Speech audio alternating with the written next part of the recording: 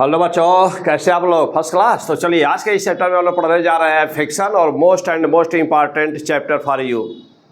इस लेक्चर में हम शुरू से लेकर के लास्ट तक कोशिश करते हैं किसी लेक्चर में इस फ्रिक्शन को हम समाप्त कर दें। तो पहले 100% थियरी, 100% कंसेप्ट और उसके बाद में जो भी टाइम बचता है तो उसमें 100% न्यूमेरिकल्स सर पूरा 100% नहीं हो पाएगा बेटा, जितना मैं कराना चाहता हूँ। बाकी तो आप PDF शीट में करोगे। तो जितना मैं मैक्सिमम हर टाइप के न्यूमेरिकल्स को लेना चाह रहा हूँ कराने के लिए, तो वह जो न्यूमेरिकल्स नहीं हो पाएंगे हम लोग पढ़ेंगे L16 में। तो मैं उम्मीद करता हूँ कि आप L1 से लेकर के L14 तक आपके लेक्चर तैयार हो गए होंगे पक्का। और अब आप शुरू से लेकर के लास्ट तक वीडियो को अवश्य देखिएगा। चैनल को सब्सक्राइब नहीं किए बड़ा पहली बार आए होंगे P100 पेजेस पर, तो चैनल को अवश्य सब्सक्राइब कर लीजिएगा। और जानते हैं बेटा कि यदि आप फिजिक्स स्टूडेंट हैं तो आप बहुत ही अच्छी जगह पर आए हुए हैं और इससे बेस्ट, इससे अच्छा कोई आपको चैनल नहीं मिल सकता, पैरेलल नहीं मिलेगा। बेस्ट और बेटर की तो बात भी छोड़ दीजिए। तो आइए चलिए फिर इस लेक्चर को आप पढ़ करके देखिए शुरू से लेकर के लास्ट तक। उसके बाद में कोई भी क्वेश्चन आपके पास हो, कोई भी सीट हो, कोई भी बुक हो, कोई किताब है, कोई भी टेस्ट पेपर हो, कुछ भी हो इंडिया का कहीं का भी, और उसको सॉल्व करिए और देखिए कि क्या कहीं पर कोई भी डाउट फंसता है। और फंसता है तो मुझे कमेंट में बताइए कि हाँ सर ये डाउट नहीं सॉल्व हो पा रहा है। ओके, तो P100 फिजिक्स में ST पांडे STP सर आइए शुरू करते हैं। तो फ्रिक्शन होता है क्या बेटा? तो फ्रिक्शन, पहली बात है friction this is a type of the force. और ये कैसा फोर्स होता है बेटा? तो मैं बताऊंगा फोर्स, अभी हम लोग पढ़ेंगे एनएलएम पढ़ेंगे। तो एनएलएम बताऊंगा कि व्हाट इज द फोर्स। तो तब तक आप सोचिएगा कि फोर्स का डिफिनीशन यदि आपको देना हो तो आप फोर्स का डिफिनीशन क्या देंगे। यदि मैं आपसे पूछूं कि how many types of the forces are there in the nature, तो आप क्या बोलेंगे? कितने फोर्स होते हैं कुल, क्या बोलेंगे? Do you know the answer of this question? Note करो बेटा। जो अभी हम लोग शुरू करेंगे एनएलएम, तो मैं वहाँ पर फोर्स के विषय में पूरा डिस्कस करूँगा। क्योंकि ये हमारा चैप्टर फ्रिक्शन है तो इसलिए मैं सीधे चलता हूँ, pin point focus on the friction. तो देखो बेटा, तो नंबर वन की फ्रिक्शन हम लोग का क्या है बेटा? तो friction is the opposing force. तो मैं कुछ बोलूँगा ज़्यादा, लिखूँगा ब्लैक बोर्ड पे कम, तो आप इसको नोट करते जाइएगा ना, आप इसको नोट करते जाइए बेटा। तो चलिए, तो फ्रिक्शन क्या बेटा? यह एक इसका नेचर ही है, इसको कहते हैं कैसा? This is the nature of the opposing force, means इस nature is the opposing force. तो यह एक अपोजिंग फोर्स है। कैसा फोर्स है? यह एक अपोजिंग फोर्स है। इसका नेचर ही होता है अपोज करना। हमेशा किसका अपोज करता है? Always opposes. क्या कह सकते बेटा आगे? किसका? तो always opposes applied force. Always opposes applied force, यानी कि जब किसी वस्तु पर हम यह फोर्स लगाते हैं तो यह हमेशा इसका काम ही या नाम ही या फ्रिक्शन, यानी कि अपोज का अपोजिंग फोर्स है यह। तो यह हमेशा लगाए गए फोर्स का विरोध करता है। अब ये सवाल होता है बेटा कि ये प्रोड्यूस कब होता है? तो लिख दो बेटा कि it produces when a body has tendency of relative motion. When a body has tendency of the relative motion, मतलब ये कि जब तक दो सरफेस के बीच में रिलेटिव मोशन या तो रिलेटिव मोशन हो रहा हो या रिलेटिव मोशन होने की टेंडेंसी हो, जब तक ऐसा नहीं होगा तब तक ये फोर्स लगता नहीं है। तो शब्दों पे ध्यान देना बेटा। मैं शॉर्ट में लिख रहा हूँ, आप अच्छी तरह से नोट बनाते जाइएगा। लाल पीला अच्छी तरह से पेन रखिएगा, अच्छी तरह से बनाइएगा, क्योंकि आगे बहुत ही मज़ेदार, बहुत ही अच्छी टॉपिक है। और आप अपना यहाँ से कोई भी एक क्वेश्चन आता है, दो क्वेश्चन आता है, तो आप उनको इतनी तरह से अच्छी तरह से तय कर लिए कि आपका क्वेश्चन गलत ना होने पाए। ओके, कौन वाला आएगा इस चैप्टर से? पक्का एक क्वेश्चन या दो क्वेश्चन, लेकिन आप कौन वाला आएगा बस सब लोग यही नहीं जानते कि कौन वाला इस साल आएगा। तो इसीलिए आपको सारी चीज़ें पढ़नी पड़ती है, उसमें से जो भी आएगा आप सॉल्व कर लेंगे यदि आपका कंसेप्ट क्लियर होगा तब। तो चलिए, तो it produces when a body has tendency of the relative motion. हमेशा ये कहाँ पर लगता है बेटा? जैसे फॉर एग्जांपल मान लीजिए ग्राउंड है और यहाँ पे कोई वस्तु रखी हुई है। यह एक ग्राउंड है, एक सरफेस वाले टेबल है। इस टेबल पर आपने कोई एक अपनी बुक रखा होगा, सपोज करिए बुक रखा हुआ आपने, बुक रखा हुआ, तो क्या है पे फ्रिक्शन फोर्स लग रहा है? हाँ, सरफेस स्मूथ नहीं है, यहाँ सरफेस रफ है, तो क्या फ्रिक्शन फोर्स लग रहा है? Answer, what is answer? No भाई, कहाँ फ्रिक्शन लग रहा? फ्रिक्शन है यहाँ पर लेकिन लग नहीं रहा, तो आप क्या कहेंगे कि एफ आर फ्रिक्शन की वैल्यू बेटा एफ आर अभी 0 है। क्यों? क्योंकि बॉडी रेस्ट में है, there is no tendency of the motion, कहीं पर भी दोनों ही सरफेस रेस्ट में है, ये भी रेस्ट में, ये भी रेस्ट में, तो therefore F R will be 0, friction नहीं है। फ्रिक्शन लगने के लिए जरूरी है कि there should be the tendency of the motion. Tendency of the motion या तो रिलेटिव मोशन हो रहा हो, यानी कि या तो ये बुक स्लाइड कर रही हो इस पर, या नहीं तो स्लाइड करने की टेंडेंसी हो। फॉर एग्जाम्पल अब ये एक यही बुक हमने क्या किया, इंक्लाइन प्लेन पर रख दिया, यहाँ पर एक प्लेन है, एंगल है थीटा। आपकी किताब है, मान लीजिए जैसे मान लो कोई ऐसे ढालू जगह है या टेबल ऐसे तिरछा है, हमने उस पर यही बुक रख दिया, यहाँ पर एक बुक हमने रख दिया बेटा यहाँ पर, या अपनी कॉपी आपने वहाँ पर रख दिया, क्या फ्रिक्शन लग रहा है? हाँ, सरफेस रफ है बेटा, ये पूरा सरफेस रफ है, सरफेस रफ है और हमने उस बुक को रख दिया, क्या यहाँ फ्रिक्शन लग रहा है? हाँ लग रहा, पक्का लग रहा है, श्योर लग रहा है। क्यों बेटा, कैसे लग रहा है, क्यों लग रहा है? भाई सीधी सी बात है कि यहाँ पर कौन सा फोर्स काम करता है? mg। यहाँ पर कौन फोर्स काम करता है बेटा? mg sine theta. तो mg साइन थीटा, तो फ्रिक्शन क्या काम क्या है? फ्रिक्शन का काम उसका विरोध करना, हमेशा लगाए गए फोर्स का विरोध करना। तो यहाँ पर कौन फोर्स लगा हुआ है इस पर? mg sine theta. तो यहाँ पर चूंकि mg साइन थीटा बेटा यहाँ लगा हुआ है, ओके, ये mg sine theta downward force काम का, ये इसको पुल कर रहा है डाउनवर्ड, यानी कि वहाँ पर मोशन होने की टेंडेंसी है ना। ये बुक नीचे जाने की कोशिश कर रहा है ना, स्लाइड करने की कोशिश कर रहा है ना। ये हो सकता है कि मोशन करे या ना करे, ये अलग की बात है, लेकिन मोशन कर भी सकता है और नहीं भी कर सकता है ना, तो क्या फ्रिक्शन लगेगा? पक्का फ्रिक्शन लगेगा। तो जहाँ पर मोशन की टेंडेंसी होती है बेटा, जहाँ पर मोशन की टेंडेंसी होती है तो वहाँ पर फ्रिक्शन फोर्स लगता है। यानी कि इसको लगने के लिए क्या चाहिए? तो मोशन होना चाहिए इजेक्टली, या नहीं तो फिर मोशन होने की टेंडेंसी होनी चाहिए। तो यहाँ पर मोशन हो रहा था? नो, क्योंकि हॉरिजॉन्टल डायरेक्शन में इधर भी कोई फोर्स नहीं था और इधर भी कोई फोर्स नहीं था,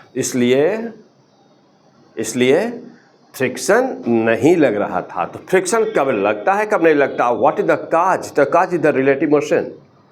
काज इज द रिलेटिव मोशन, यानी कि फ्रिक्शन कहीं प्रोड्यूस तब होता है, फ्रिक्शन प्रोड्यूस होने का कारण ये होता है कि वहाँ पर मोशन की टेंडेंसी होनी चाहिए। तो रिलेटिव मोशन, इसका मतलब ये हुआ the main key word is the relative motion. Relative motion is the key word, this is the main cause of the friction, relative motion. Keep in mind, either there should be relative motion और there should be the tendency of the relative motion to produce the friction. पक्का clear हो गए? चलिए अब देखो बेटा, अब इसके बाद में अच्छा, चूंकि यहाँ पर कोई फोर्स नहीं, अच्छा कहेंगे सर कि mg तो है ना, तो mg बेटा इधर लग रहा है ना, तो mg लग रहा है, तो mg is the action and the normal will be, you know well that in the I have taught in you in the I discussed in the previous lecture in the chapter of the circular motion that what is the normal. इसको अच्छी तरह से बताया वहाँ पे। तो normal कहाँ पे है बेटा? नॉर्मल है ऊपर, ये है ऊपर। तो यह यन क्या कर रहा है? फोर्स ऊपर लग रहा है। ये क्या कर रहा है? डाउनवर्ड लग रहा है। बॉडी रेस्ट, पूरा सिस्टम रेस्ट में, इसका मतलब यन बराबर mg है। हॉरिजॉन्टल डायरेक्शन में मोशन तो हॉरिजॉन्टल डायरेक्शन में होना है, तो हॉरिजॉन्टल डायरेक्शन में कोई फोर्स नहीं है, इधर कोई फोर्स नहीं है, कोई फोर्स अप्लाइड नहीं है, इधर भी कोई फोर्स अप्लाइड नहीं है, तो यह फार भी क्या होगा? 0। यह फार भी क्या होगा बेटा? 0। There will be no friction. बात क्लियर हो गए होंगे कि फ्रिक्शन फोर्स से लगता कब है? पहली बात तो ये क्लियर हो गई कि फ्रिक्शन फोर्स से लगता कब है। फ्रिक्शन फोर्स का नेचर क्या है? अपोज करना, विरोध करना। किसका विरोध करना? रिलेटिव मोशन का विरोध करना, रिलेटिव मोशन के टेंडेंसी का विरोध करना, जो फोर्स अप्लाई किया गया है, जो मोशन कराने की कोशिश कर रहा है, उसका विरोध करना, ये फ्रिक्शन फोर्स है। ओके, विरोधी फोर्स है, अपोजिंग फोर्स है। चलो आगे बढ़ते हैं बेटा, अगला पॉइंट। और अब अगला पॉइंट बेटा ये है हम लोगों का, ये friction force actually friction force किस नेचर का है और ये किस पर डिपेंड कर रहा है, और ये एक्चुअल में इसका मेन काज क्या है। ये तो बात क्लियर हो गई कि there should be tendency of the relative motion to exist this, लेकिन यह होता क्या है, इसका नेचर क्या है, किन बातों पे डिपेंड करता है। आइए, जैसे मान लो बेटा, जैसे हमने एग्जांपल लिया था, यहाँ पे सपोज किया जाए कि यह एक कोई टेबल है और हमने यहाँ पर कोई ये ब्लॉक रखा हुआ, इस टेबल पे कोई ब्लॉक है, या ग्राउंड पर कोई वस्तु रखी हुई, सपोज ग्राउंड पर कोई वस्तु रखी हुई है, तो ये ग्राउंड, यहाँ पर एक कोई ब्लॉक रखा हुआ है, यहाँ पे कोई ब्लॉक रखा हुआ बेटा, ये एक ब्लॉक है ग्राउंड। अब यहाँ पर इसके मॉलिक्यूल्स डिफरेंट है। मान ली कोई कुछ भी रखा हुआ, वुडन का कोई ब्लॉक रखा हुआ, वुडन। अच्छा, अब यहाँ पे बेटा इसके मॉलिक्यूल्स कुछ और हैं। There are different molecules.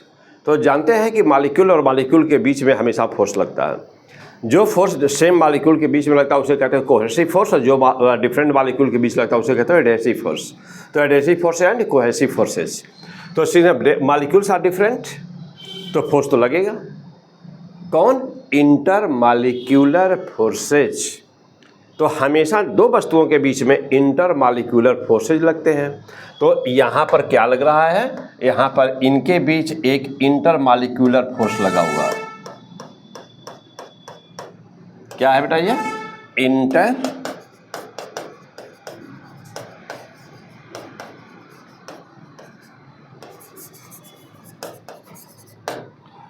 Inter molecular forces.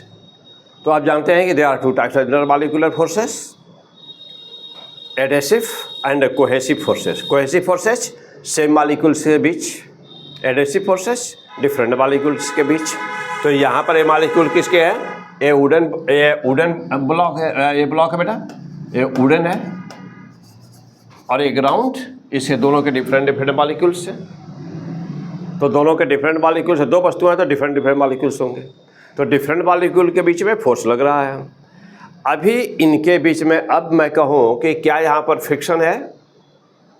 क्या फ्रिक्शन फोर्स लग रहा है कि नहीं? सोचिए, जल्दी सोचिए, क्या फ्रिक्शन फोर्स लग रहा है? नहीं। क्यों भाई?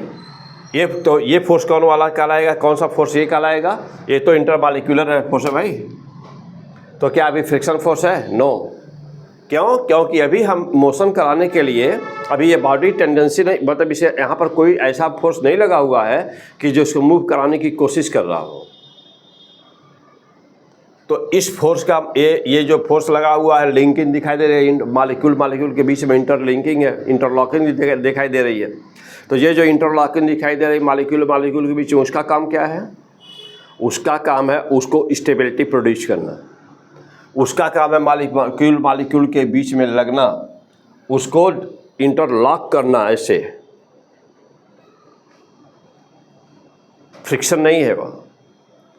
तो जब फ्रिक्शन का प्रोड्यूस होगा, अब मैं यदि इसके साइड से हॉरिजॉन्टल डायरेक्शन में एक फोर्स लगा दूं तो यह ब्लॉक मूव करने की टेंडेंसी इसके अंदर डेवलप हो जाएगी, तब यहाँ पर फ्रिक्शन क्रिएट हो जाएगा। तो अभी फिलहाल हमने कोई फोर्स नहीं लगाया, यह F बराबर 0 है हमारा, तो अभी भी कोई भी फ्रिक्शन भी वहाँ पर नहीं है।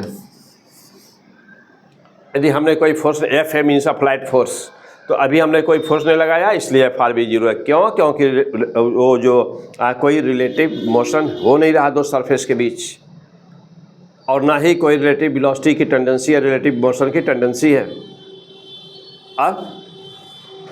अब हमने यहाँ पर क्या किया कि जो ही इस पर हमने फोर्स लगाया FA, अब जो ही हम फोर्स लगाएंगे तो तुरंत ये जो यहाँ पर इंटरमॉलिक्यूलर फोर्सेज है ना, ये ऐसा पहले तो इंटरलॉक किए थे एक दूसरे को आपस में, लेकिन जब भी कभी बाहरी कोई भी फोर्स लगता है तो किसी भी बाहरी फोर्स को लगते ही वो अपनी डायरेक्शन को चेंज कर देते हैं, और लगे हुए बाहरी फोर्स का विरोध करना शुरू कर देते हैं। तो अब यहाँ पर तुरंत ये क्या हुआ कि यह तुरंत ये जो है ना इंटरमॉलिक्यूलर फोर्सेज तुरंत अपनी दिशा को चेंज कर दिया, और यहाँ पर FR क्रिएट हो गया। तो जो ही FA लगा तुरंत FR क्रिएट हो गया, फ्रिक्शन फोर्स क्रिएट हो गया। मीन्स कि यह जो इंटरलॉकिंग थी अब वह विरोध करना शुरू कर दी।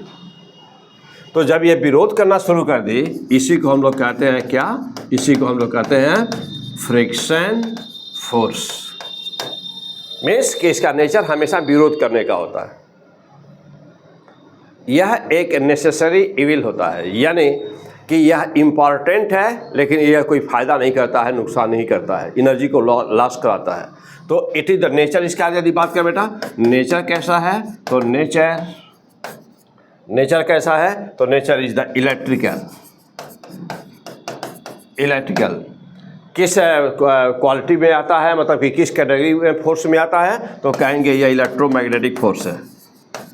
इलेक्ट्रोमैग्नेटिक फोर्स है। मैं कहूँ कि इलेक्ट्रोमैग्नेटिक क्यों है? तो कहेंगे कि इसका रूट काज इंटरमॉलिक्यूलर फोर्स है। क्यों? Because root cause is intermolecular forces.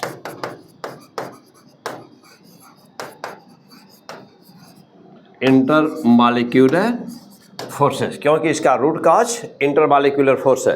तो इंटरमॉलिक्यूलर फोर्स होने की वजह से इसका नेचर क्या होता है? इसका नेचर कभी जैसे मान लिया आपसे क्वेश्चन कर दिया जाए कि इलेक्ट्रिकल जो फ्रिक्शन फोर्स होता है वह होता है, इसका नेचर कैसा होता है? मैकेनिकल।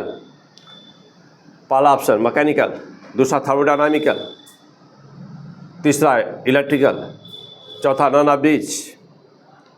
किसमें निशान मारेंगे आप? Electrical. This is the electrical nature. ठीक, किस कैटेगरी के फोर्स में होता है? कौन सा? किस? There are only 4 fundamental forces. तो यह किस में आता है? तो आप क्या जानते हैं कि नंबर 1 कौन होता है? Gravitational force. नंबर 2 कौन होता है? Electromagnetic force. नंबर 3 कौन होता है? Nuclear force. नंबर 4 कौन होता है? Weak forces. तो only there are in the nature, only there are the 4 type of the forces which are called fundamental forces. ये फंडामेंटल फोर्सेस क्या होते हैं, क्यों प्रोड्यूस, कैसे होता? तो एनएलए में यहीं से शुरू होता है। तो वहाँ मैं बताऊंगा, तो मैं उधर नहीं जाना चाहता हूँ, नहीं तभी उसी में हम लोग रहेंगे। तो वहाँ जब आएगा फोर्स तो वहाँ पर बताऊंगा। तो यहाँ पर केवल फ्रिक्शन पे हम लोग फोकस होते हैं। तो चलो बेटा, तो अब यह इलेक्ट्रिकल नेचर हो गया। किस कैटेगरी का फोर्स है? इलेक्ट्रोमैग्नेटिक। रूट काज क्या है बेटा? इंटरमॉलिक्यूलर फोर्स इसका रूट काज है, और वही कारण है कि यह क्या इलेक्ट्रिकल फोर्स के कैटेगरी से बिलोंग करता है। ओके फाइन, यहाँ तक क्लियर? चलिए अब अगला पॉइंट। अब लिखो बेटा, अगला पॉइंट में लिखिए कि यह ऑलवेज, ये लगता है, ये तो बात क्लियर हो गई कि भाई ये फोर्स है, तो इसका नेचर भी क्लियर हो गया कि ये क्या करता है, ये विरोध करता है। यानी दूसरी बात यह बेटा कि यह ऑलवेज डिसिपेटिव।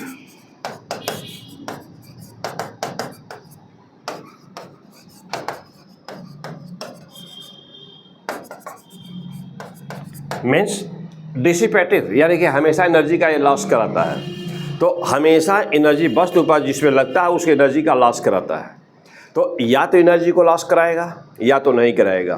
फॉर एग्जाम्पल यदि यहाँ पर जैसे मान लीजिए हमेशा आप कहेंगे कि डिसिपेटिव नेचर का फोर्स है, और ये क्या करता है? हमेशा ऑलवेज इस लॉसेस, इस नेचर क्या होता है? यह हमेशा एनर्जी का लॉस कराता है। It always losses the energy of the body. ये हमेशा एनर्जी को लॉस कराता है। अच्छा, अब कोई ज़रूरी नहीं है। फॉर एग्जाम्पल जैसे मान लीजिए जब आगे हम लोग पढ़ेंगे तो वहाँ पर पढ़ेंगे रोलिंग। तो अब रोलिंग मोशन अभी मैं कहूँ यहाँ पे बेटा rolling of the wheel, rolling motion. अब रोलिंग मोशन में क्या है? रोलिंग मोशन में यह बिना फ्रिक्शन का रोलिंग हो नहीं सकता, मस्ट। तो rolling motion, yes, friction must.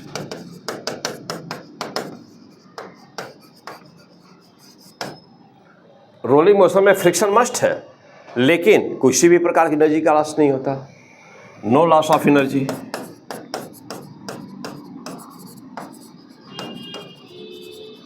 तो अब ये सब बहुत इंपॉर्टेंट क्वेश्चंस होते हैं आपके रोलिंग मोशन में। तो रोलिंग मोशन बेटा कि friction must. For rolling motion friction must.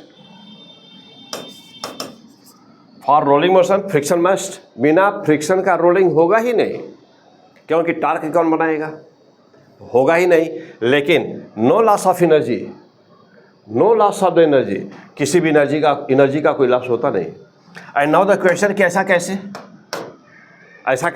इसका नेचर ही है, फ्रिक्शन का नेचर ही है एनर्जी का लॉस कराना। तो ऐसा कैसे कि होगा नहीं? तो इसलिए बेटा क्योंकि यहाँ पर जो पॉइंट ऑफ कॉन्टैक्ट होता है ना, पॉइंट ऑफ कॉन्टैक्ट, तो पॉइंट ऑफ कॉन्टैक्ट मीन्स कि वह बिंदु, जैसे मान लो ये पहिया है, कोई व्हील है बेटा, ये व्हील है, यह है रोलिंग मोशन का निशान, सिंबल। तो यह व्हील है, कोई आगे बढ़ रहा है कंटिन्यू। तो कभी भी आप ध्यान से देखिएगा कि पहिए का वह बिंदु जो ज़मीन के टच करता है, ज़मीन पर, वो रेस्ट में रहता है। हाँ, वो ज़मीन पे जो टच करता है वो रेस्ट हो जाता है। जैसे साइकिल है ना, तो साइकिल के पहिए को आप जब देखिएगा तो जो बिंदु ग्राउंड को टच कर रहा है ना, वो थोड़ी मोशन करता है। जब वो मोशन करेगा तब तो साइकिल स्लिप कर जाएगी। अब बाइक चला रहे हैं तो बाइक का जो व्हील है ना, पहिया है, जहाँ ग्राउंड के टच में है तो वह बिंदु देखिएगा रेस्ट में है। जैसे हम लोग का चलते हैं तो हम लोग का क्या दोनों पैर एक साथ मोशन में होते हैं? नो। क्या दोनों पैर एक साथ मोशन में है? नहीं। अभी मैं लूँगा, समझाऊँगा। तो दोनों पैर ऐसा मोशन में होते हैं? नहीं। एक पैर आप हवा में उठाते हैं, दूसरा पैर एंगल बनाते हुए पुश करता है, तो दूसरा पैर हमारा हवा में होता है। तो जो ग्राउंड के टच में है वो रेस्ट में है। चल के देख लीजिए। अच्छा, ऐसे चलिए। तो देखिए मैं चल रहा हूँ, आपको दिख नहीं रहा होगा कैमरे में।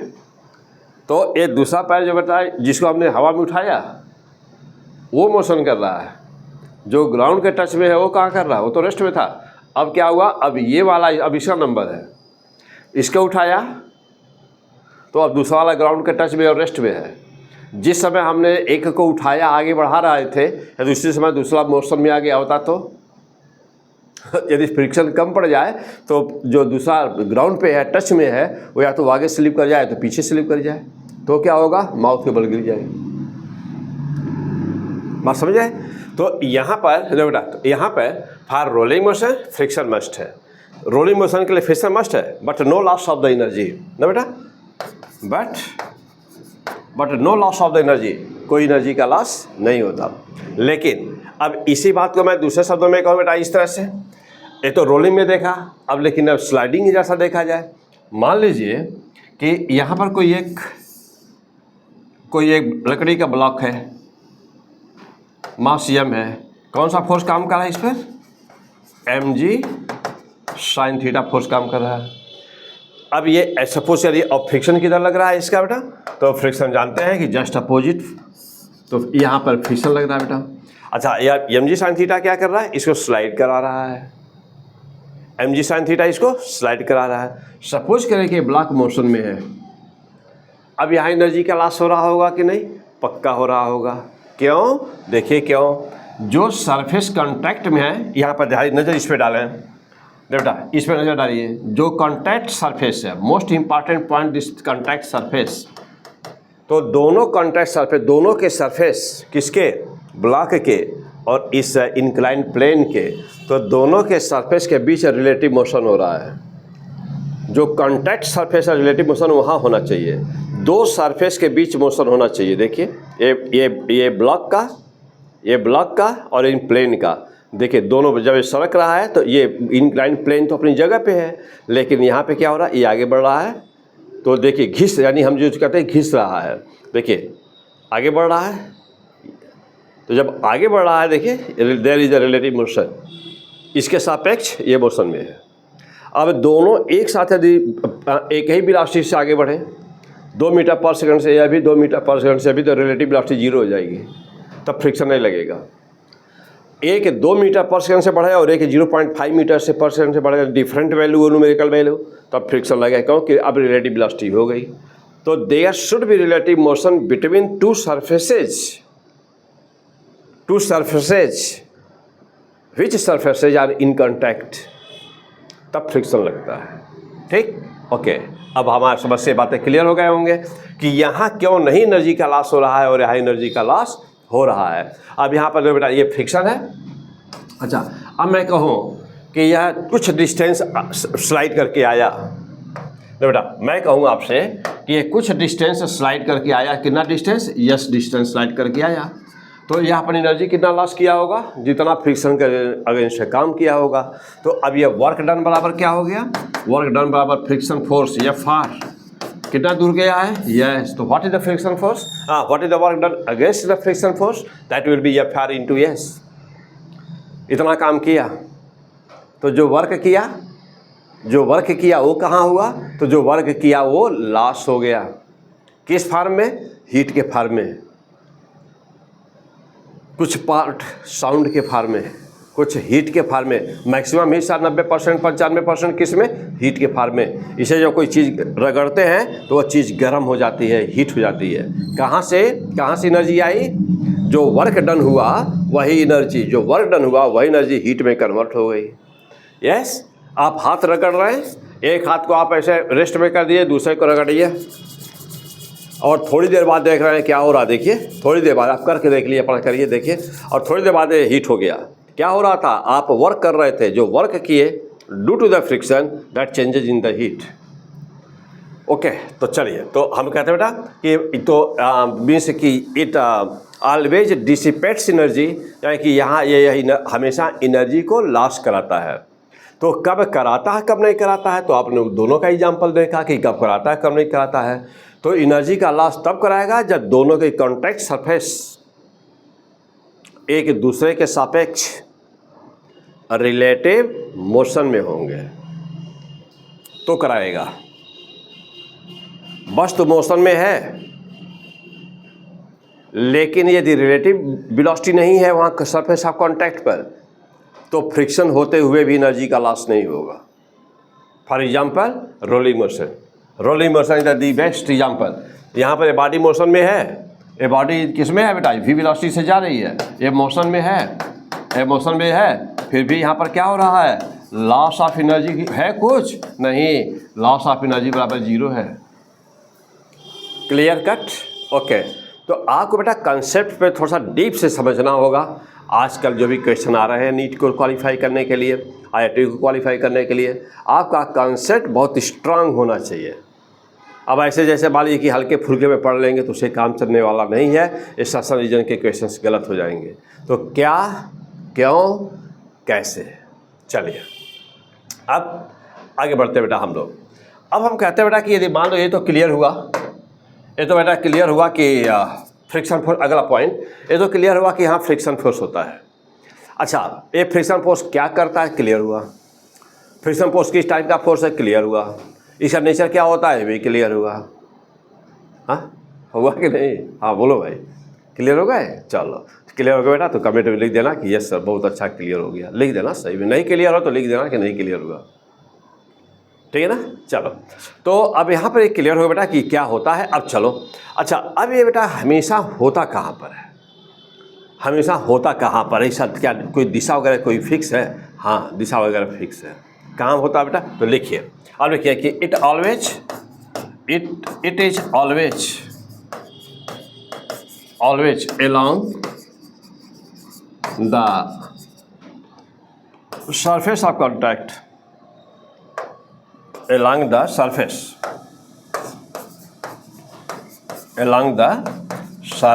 of contact। हमेशा कहाँ पर होता है बेटा, ये always along the surface of contact। For example अभी यहाँ पे देखा आपने, देखिए बेटा ये सरफेस ऑफ कॉन्टैक्ट है ना, always parallel, surface of contact के पैरेलल, एलॉन्ग पैरेलल, यानी कि हमेशा पैरेलल होगा यह ना बेटा। जैसे फॉर एग्जांपल इस लाइन को समझा दूं, जैसे मान लीजिए कि ये कोई सरफेस है, यहाँ पर कोई वस्तु रखी हुई है, कोई वस्तु रखी हुई है, हमने इस पर फोर्स लगाया एफ ए, तो मास से एम, तो फोर्स लगेगा या नहीं, फ्रिक्शन है क्या नहीं, हाँ फ्रिक्शन है बेटा। यहाँ पे जब तक कि स्मूथ सरफेस मैं न बोलूँ तब तक वहाँ फ्रिक्शन है। तो फ्रिक्शन है तो किधर लगेगा भाई, just in the opposite direction, जिधर अप्लाइड है ठीक उसके अपोजिट, जिधर अप्लाइड है ठीक उसके अपोजिट। और इसका अब इसका वेट क्या है इस वस्तु का, ये वेट है बेटा mg। नॉर्मल किधर लग रहा है बेटा, ऊपर। ये कौन है, नॉर्मल। ना वस्तु ऊपर जा रही है ना नीचे जा रही है, तो इसका मतलब यह हुआ कि वर्टिकली इक्विलिब्रियम में है। वर्टिकली इक्विलिब्रियम में तब होगा जब vertical force, net vertical force zero होगा। जब नेट वर्टिकल फोर्स जीरो होगा, इसका मतलब कि n माइनस mg बराबर जीरो होगा, तब बॉडी वर्टिकल इक्विलिब्रियम में होगी। इसका मतलब यह हुआ बेटा कि n बराबर mg होता है। तो इस बात को आप सीधे बोलते हो, कहते हो कि वस्तु ना ऊपर जा रही है ना नीचे जा रही है, तो ऊपर का फोर्स बराबर नीचे का फोर्स बोलते हो बेटा, ये नॉर्मल हो गया। अब सवाल यहाँ पर यह बेटा कि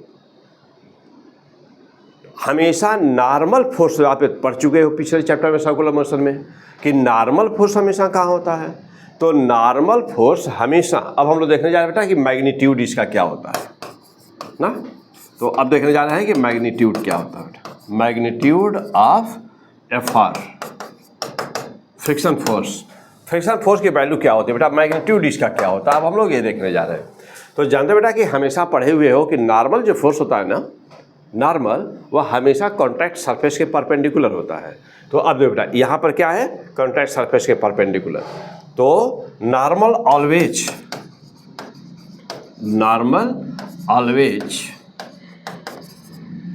परपेंडिकुलर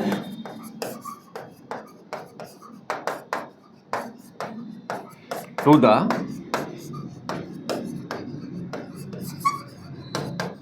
सरफेस ऑफ कॉन्टैक्ट। क्या होता है, always perpendicular to the surface of contact, हमेशा सरफेस ऑफ कॉन्टैक्ट के परपेंडिकुलर होता है। ऐसा मतलब देखो बेटा यहाँ पे देखें ना, एंगल कितना है 90 डिग्री ऑलवेज। अब कोई इनक्लाइन प्लेन ले लेते हैं,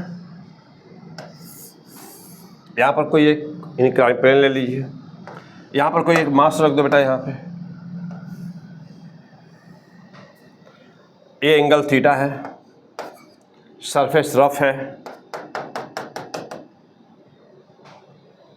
तो कौन सा फोर्स ऑलरेडी यहाँ पे लगा हुआ है, एक फोर्स हमेशा यूनिवर्सल है वो लगा हुआ है, कौन भाई, mg। यहाँ कौन सा आया, mg sin थीटा। इसमें क्या आया बेटा, mg cos थीटा। नॉर्मल यहाँ है, तो जो फोर्स मोशन कराएगा वो कहाँ है, डाउनवर्ड, ये FA है।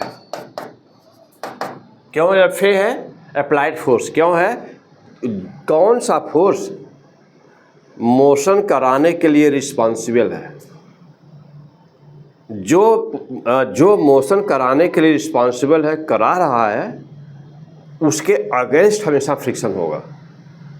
तो फ्रिक्शन का दिशा क्या होगा बेटा, ऑलवेज कहाँ, सरफेस ऑफ कॉन्टैक्ट के parallel, always parallel to surface of contact, FR parallel to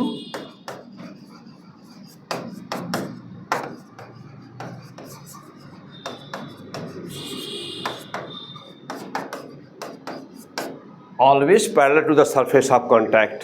This will be the situation in inclined plane पर। ओके, ऊपर देखा हम लोगों ने बेटा, ऊपर देखा यहाँ पर, यहाँ कहाँ पर होगा भाई, इस डायरेक्शन में, यहाँ है फ्रिक्शन फोर्स FR। क्यों, ये अप्लाइड फोर्स है, हमेशा क्या होता है, parallel to the surface of contact. बेटा ये है सरफेस ऑफ कॉन्टैक्ट, ये वाला सरफेस ऑफ कॉन्टैक्ट। तो वही इंटरमॉलिक्यूलर फोर्स जो इंटरलॉकिंग पहले कर रहा था, तो that convert in the form of the means की इंटरलॉकिंग जो किए हुए था मॉलिक्यूल, जब कोई फोर्स नहीं था, जब ये फोर्स बाहर FA नहीं लगा था, तो मॉलिक्यूल के बीच जो इंटरलॉकिंग थी ना, इंटरमॉलिक्यूलर फोर्स, वो अपनी दिशा को बदल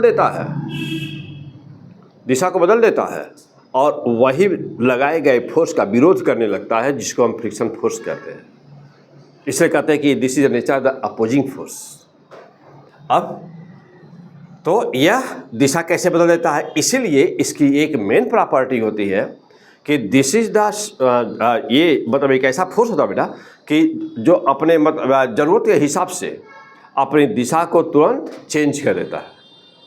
तो कहते हैं कि this is the type of the force which is the self adjusting.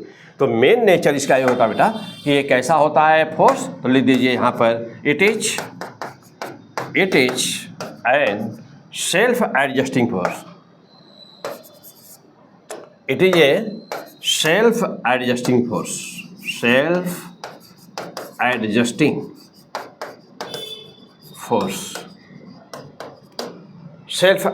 Force. For example इस लाइन को समझाऊं कि क्या होता है self adjusting force.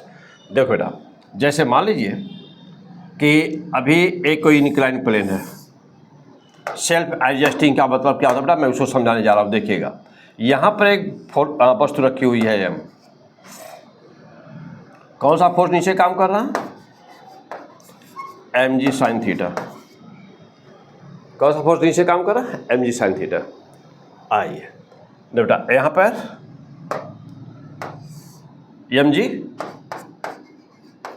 mg sin theta, यहाँ कौन है बेटा, नॉर्मल, यहाँ कौन है, mg cos थीटा, ये है एंगल थीटा, ये है थीटा बेटा ये। ओके, क्लियर, सब बातें क्लियर है। मैं पिछले चैप्टर में भी से L14 वगैरह में बता चुका हूँ नॉर्मल कैसे लिया जाता है, क्या है सब कुछ, इंक्लाइंड प्लेन वगैरह सब। चल बेटा, तो यहाँ पर mg दिस इज mg। अच्छा, अब हमारा बेटा यहाँ पे फ्रिक्शन की बात हो रही तो हर सरफेस पर फ्रिक्शन है, चाहे मैं बना रहा हूँ या बोलूँ या ना बोलूँ बेटा, हर सरफेस पर वहाँ फ्रिक्शन है, क्योंकि फ्रिक्शन चैप्टर ही हम लोगों का है। जहाँ नहीं होगा वहाँ स्मूथ बोला जाएगा। तो ये अंडरस्टूड है, पहले से ही क्लियर रहे आप। अब बेटा फ्रिक्शन कहाँ पर है, यहाँ पर फ्रिक्शन कहाँ पर है, तो जानते हैं बेटा फ्रिक्शन कहाँ पर है। देखिए अभी फ्रिक्शन कहाँ पर है, अभी फ्रिक्शन यहाँ पर है, just parallel to the surface of contact, this is the surface of contact, तो फ्रिक्शन फोर्स इज हियर, और यहाँ पर जैसे ये वाला फ्रिक्शन फोर्स हियर। लेकिन अब क्या हुआ, हमने क्या किया, इसको ये ब्लॉक ना, इस ब्लॉक को हम ऊपर खींचना चाहते हैं, सेल्फ एडजस्टिंग। हम आपको सिखा रहे हैं बेटा कि what do you mean by the self adjusting, क्या होता है, what is the self adjusting force. अब हम बेटा इस ब्लॉक को ऊपर खींचना चाह रहे हैं। सपोज करें कि यहाँ पे एक लड़का खड़ा है और उसने रस्सी से इस ब्लॉक को ऊपर खींचने की कोशिश किया, तो जो यह कोशिश करेगा आप देखिएगा लड़का खींच रहा है इसको अपनी तरफ। जो लड़का ने फोर्स लगाया खींचने के लिए, आप जानते हो बेटा क्या हुआ, तुरंत अपने डायरेक्शन को चेंज कर दिया ना, देखो तुरंत अपने डायरेक्शन को चेंज कर दिया।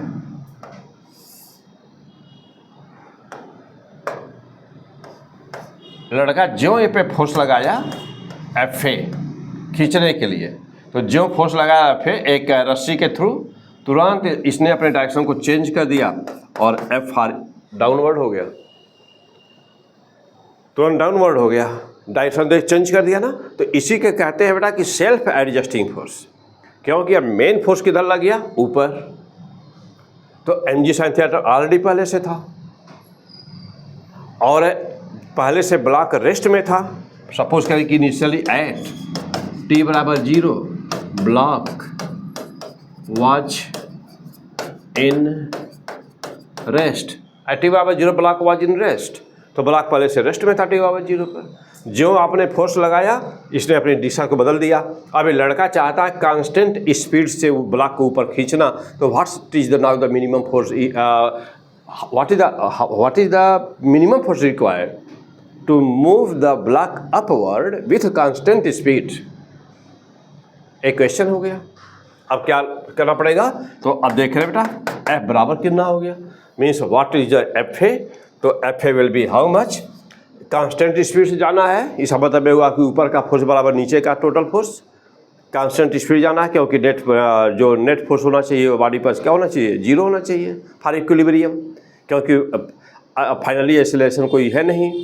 तो अब जो बेटा क्या हुआ, FA बराबर किसके हो गया, तो FA बराबर mg sin थीटा प्लस और क्या FR की न्यूमेरिकल वैल्यू मैग्नीट्यूड बताने जा रहा हूँ, तो जो भी होगा वहाँ रख देंगे। अब सवाल बेटा पहले देख लिया जाए कि FR का मैग्नीट्यूड अब क्या होता है। चलिए, तो अब यहाँ पर बात हुई हमारी सेल्फ एडजस्टिंग, तो क्या क्या देखा, जैसा एक बार फिर से देख लेते बेटा हम लोग। चलिए, फ्रिक्शन फोर्स की प्रॉपर्टी हम अभी क्या डिस्कस कर रहे हैं, हम लोग फ्रिक्शन फोर्स की प्रॉपर्टी डिस्कस कर रहे हैं। ओके, फ्रिक्शन फोर्स की प्रॉपर्टी डिस्कस कर रहे हैं। तो आपका नोट जैसे यहाँ ब्लैक बोर्ड पे दिख रहा है, तो मैं भी यहाँ पे इसका ये बेटा जब हम इसको स्टार्ट हम लोग करते हैं ना, बोर्ड को स्टार्ट करते हैं, तो यहाँ एक QR कोड आता है, बार कोड आता है। उस बार कोड को मैं भेज दूँ आपको, और आप उस बार कोड को स्कैन कर लें और स्कैन करके देखें, ये ब्लैक बोर्ड आपको अपने स्क्रीन पे दिखाई देगा इस प्रेजेंट टाइम में, राइट में। जो भी मैं यहाँ पे लिख रहा हूँ ना, तो आपको अपने मोबाइल पर दिखेगा साफ साफ, आवाज़ परहैप्स नहीं सुनाई देगी, लेकिन इस समय में जो भी लिख रहा होगा वो आपका नोट बनता जाएगा, और आप चाहें तो उसका PDF निकाल सकते हैं। आप चाहें तो आप उसका PDF निकाल सकते हैं। तो जो भी मैं लिख रहा हूँ, तो चाहें तो आप उसका PDF बना सकते हैं। तो ऐसा कुछ है, मतलब बहुत ज़्यादा मैं हमारी टेक्नोलॉजी इतना स्ट्रांग नहीं बेटा, मैं केवल फिजिक्स जानता हूँ 1 नंबर, और टेक्नोलॉजी थोड़ी वीक है मेरी, तभी ध्यान नहीं दिया। तो आप, लेकिन मैं अभी भेज दिया हूँ, जो लोग इसमें ऑनलाइन जुड़े होंगे, ग्रुप में होंगे, ग्रुप में डाला गया है, तो जो ग्रुप में होंगे उनके मोबाइल पे आ गया होगा, तो आप वहाँ स्कैन कर दीजिए तुरंत ही। ब्लैक बोर्ड पर मैं जो भी कुछ लिख रहा हूँ ना, वो सब आपकी कॉपी में प्रिंट होता जाएगा। वह नहीं कि आप PDF में बनाते चले जाएंगे, उसी को जो भी है उसको या तो स्क्रीनशॉट ले लीजिए, PDF में चेंज कर दीजिए। तो ऐसा है, मतलब बाकी तो आप हमसे ज़्यादा जानते होंगे, तो आप देखिएगा उसमें क्या है। लेकिन यह है कि आपको इस समय राइट वे आपको ब्लैक बोर्ड पे इस समय इंस्टेंटली आपको दिखाई दे रहा है, जो भी कुछ मैं लिख रहा हूँ आपको उस पर आपके मोबाइल के स्क्रीन पे दिख रहा होगा। तो चलिए फिलहाल हाँ, तो क्या क्या देखा आप लोगों ने? तो हम लोग देखा बेटा कि अपोजिंग फोर्स यानी कि नेचर इसका अपोज करने का है। तो ये तो प्रॉपर्टी वाला बेटा अच्छी तरह से देख लिया कि होता क्या है भाई। चलो, always opposes applied force, clear है। It produces when a body has tendency of the relative motion, either relative motion और the tendency of the relative motion, यानी कि दो सरफेस के बीच में या तो रिलेटिव मोशन हो रहा हो या होने की टेंडेंसी हो, प्रकृति, और क्या बोलते हैं उसको ना। अच्छा, अब फिर चलो बेटा, has tendency of the relative motion. अब यहाँ पे दिखाया हमने कि जब कोई फोर्स नहीं लगाया था बेटा, तो उस समय फ्रिक्शन फोर्स भी 0 था, जब कोई फोर्स नहीं लगाया था। mg और n था, लेकिन कोई फोर्स नहीं लगाया था, तो दो सरफेस के बीच में कोई मोशन होने की टेंडेंसी नहीं थी, तो फ्रिक्शन 0 था। यहाँ पर दिखाया बेटा इंक्लाइन प्लेन पर mg, ये कोई बुक रखी हुई है आपकी ना, ये कोई बुक रखी हुई थी बेटा। यहाँ पर क्या हो रहा था देखिए, तो यहाँ पर आपकी कोई एक बुक रखी हुई थी, और यहाँ पर और mg sin थीटा नीचे लग रहा था। तो mg sin थीटा क्या करता है, उसको पुल करने की कोशिश करता है, यानी कि यही FA हो गया, ये FA लगा हुआ है, तो फिर FR क्या कर रहा है, जस्ट अपोजिट डायरेक्शन में। और कहाँ पर होता है, तो आप 100% श्योर हो गए बेटा कि वो कहाँ पर होता है, parallel to the surface. Parallel to the surface, contact surface के सीधे पैरेलल होता है हमेशा ना, हमेशा कहाँ होता है बेटा, हमेशा पैरेलल होता है, ठीक। और ये सब क्या था बेटा, तो जानते हो कि यहाँ पर n था, ये क्या है, ये mg cos थीटा है, ये क्या है, ये भी थीटा। ये जितना एंगल होगा बाई ज्योमेट्री, ये भी एंगल थीटा ही होगा। आइए यहाँ पर क्या सीखा, ये कोई एक हॉरिजॉन्टल सरफेस पर देखा, कोई एक वस्तु रखी हुई है, कोई बुक रखा हुआ, कुछ भी रखा हुआ है, वुडन कोई ब्लॉक रखा हुआ है।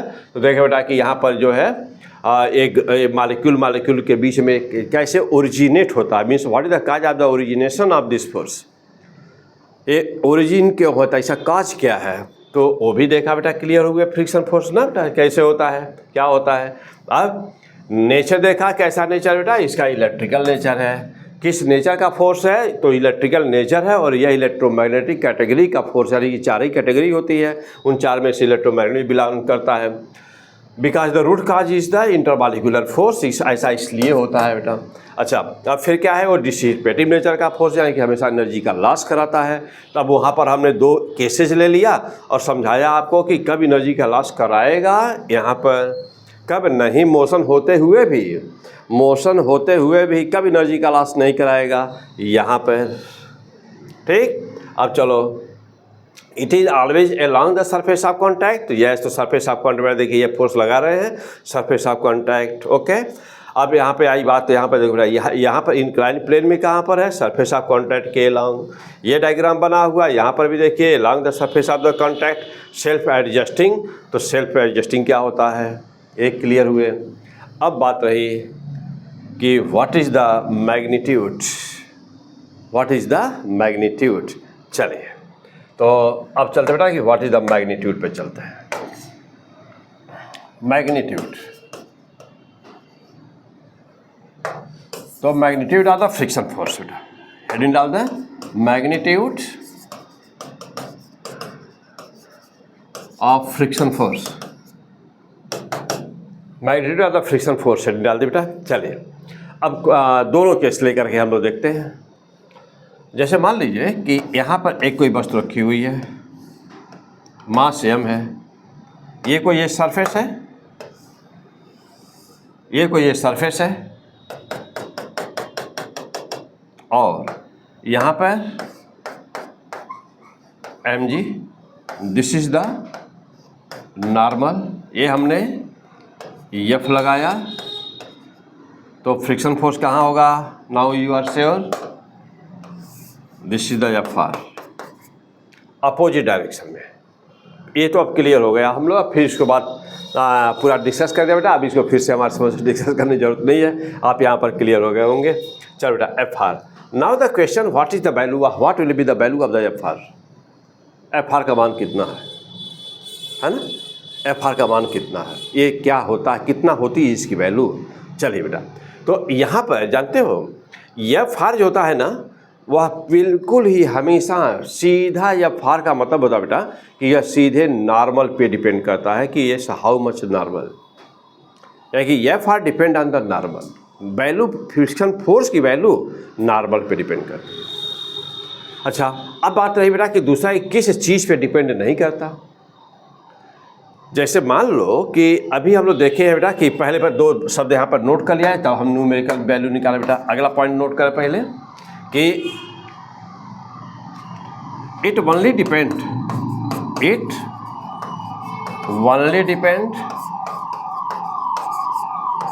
On the nature of surface, बेटा on the nature of surface.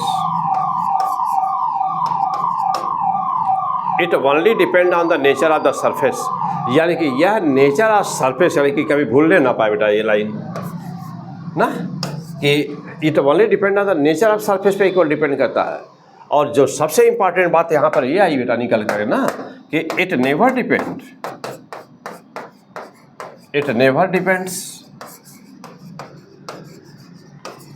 On the area of contact.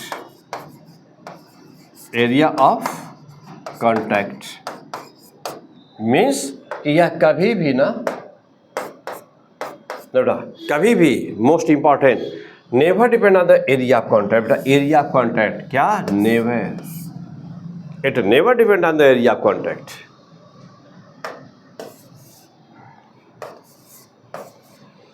Most important line, note all these 2 points. पहले नोट कर लो बेटा, तब आगे डिस्कस करो। कर लिया यहाँ तक? आओ अब देखना। अब रही बात, अच्छा जैसे मान लो इसकी सरफेस एरिया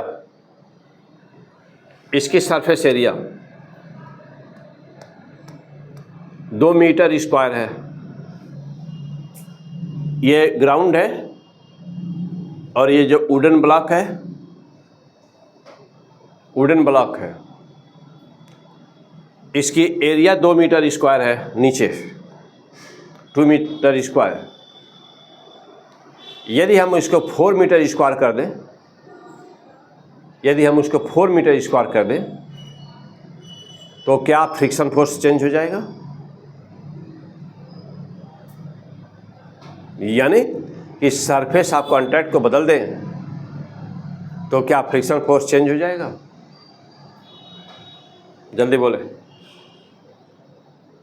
जल्दी बोलिए, आंसर दीजिए। सामने है, क्या बदल जाएगा, क्या नहीं बदलेगा? बहुत माइन्यूट डिफरेंसेस होते हैं। कॉन्सेप्ट ना क्लियर होने की वजह से बच्चों का क्वेश्चन गलत होता है, और फ्रिक्शन में तो तमाम गलती होती है। क्यों? 99% स्टूडेंट कॉन्सेप्ट क्लियर नहीं होते, और सो तुक्के से मार दिया, कुछ सही हो गया तो, और वही सबसे खतरनाक होता है।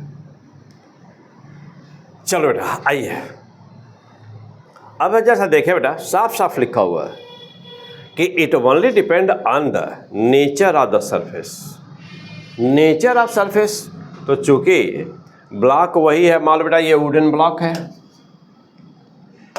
ना, मान लीजिए कि ये वुडन ब्लॉक बेटा, ये बना हुआ वुडन ब्लॉक।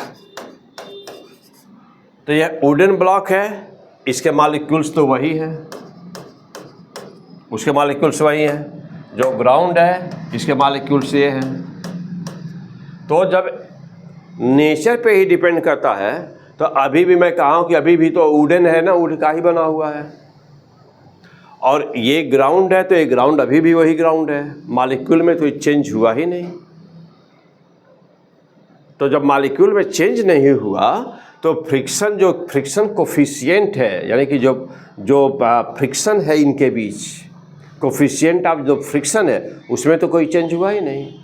तो ये क्या कह रहा है कि it only depend on the nature of the surface, उसका नेचर में चेंज हुआ है या नहीं हुआ है, सरफेस के नेचर में चेंज हुआ है कि नहीं, जो दोनों सरफेस हैं कॉन्टैक्ट में इनके नेचर में कोई चेंज हुआ है या नहीं, ये उस पर डिपेंड करेगा। फिर क्या है कि never depend on the area of contact, अब एरिया चाहे छोटी हो चाहे बड़ी हो उस पर डिपेंड नहीं करता। और लेकिन अब यहाँ पे मैं अभी आगे क्वेश्चन से रूप में देने जा रहा हूँ, करवाने जा रहा हूँ, और इतना बताने के बाद भी ना मैक्सिमम बच्चे गलत कर देंगे। अभी उस बातों को थोड़ा क्लियर हो रहेंगे ताकि गलती ना होने पाए। चलिए आइए, और अब आते हैं बेटा मैग्नीट्यूड का फार्मूला निकाल देते हैं। तो कहता है बेटा यहाँ पर लॉ कहता है, जो एक्सपेरिमेंट है वो ये कहता है यहाँ पर कि ये जो फ्रिक्शन फोर्स होता है ना, it depends totally on the बेटा एन, ये एन पर डिपेंड कर, F R depend on the N. ध्यान देना बेटा, अब यहाँ ध्यान दीजिएगा, बहुत अच्छी तरह से देखिए बेटा। तो F R friction force it is found that, आप आगे लिखो कि इट इज फाउंड दैट, क्या जो फ्रिक्शन फोर्स होता है डायरेक्टली प्रोपोर्शनल टू एन, ये पाया जाता है। हम देखते हैं कि जो फ्रिक्शन फोर्स होता है directly proportional to N means always directly proportional to N, यानी कि फ्रिक्शन नॉर्मल फोर्स ऑलवेज। यदि नॉर्मल फोर्स बढ़ेगा तो फ्रिक्शन बढ़ेगा, नॉर्मल घटेगा तो फ्रिक्शन फोर्स घटेगा, यानी कि यहाँ पर F R equal to a constant mu, that is N mu, this is the Greek letter mu, F R equal to mu N because this is directly proportional. अब F R equal to mu N, तो mu, what is mu? Mu equal to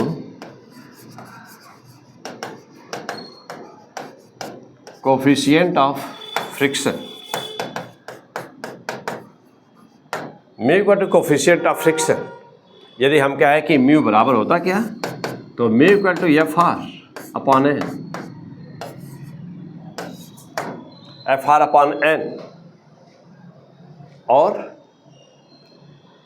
कभी भी F R का मान N से ज़्यादा नहीं हो सकता, कभी भी एफ आर का मान एन से ज़्यादा नहीं, नॉर्मल से ज़्यादा नहीं हो सकता एफ आर।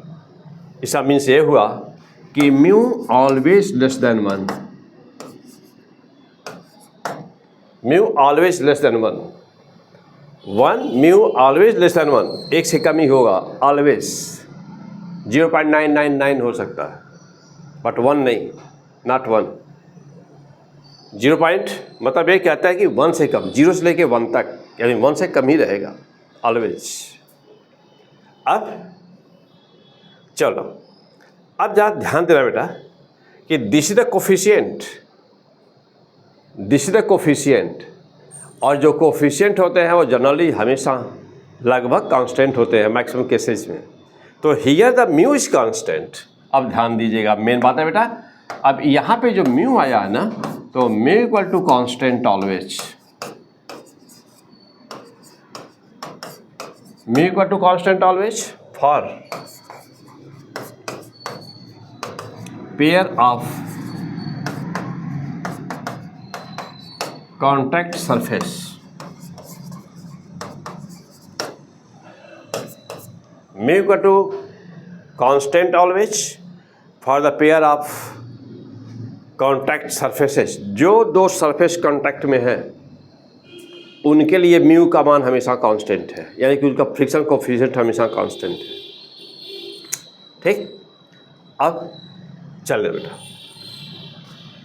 देखना, अब हम आपके सामने यहाँ पर इस बात को क्लियर करने के लिए दो छोटे छोटे एग्जाम्पल लेते हैं। चलो बेटा, यहाँ पर एक ब्लॉक है 5 kg का, 5 kg का एक ब्लॉक है और हमको यहाँ पर हमने फोर्स लगाया एक एफ पे फोर्स लगा, या बराबर हम 10 न्यूटन लगा रहे हैं, 10 न्यूटन का फोर्स लगा रहे बेटा। और यहाँ पर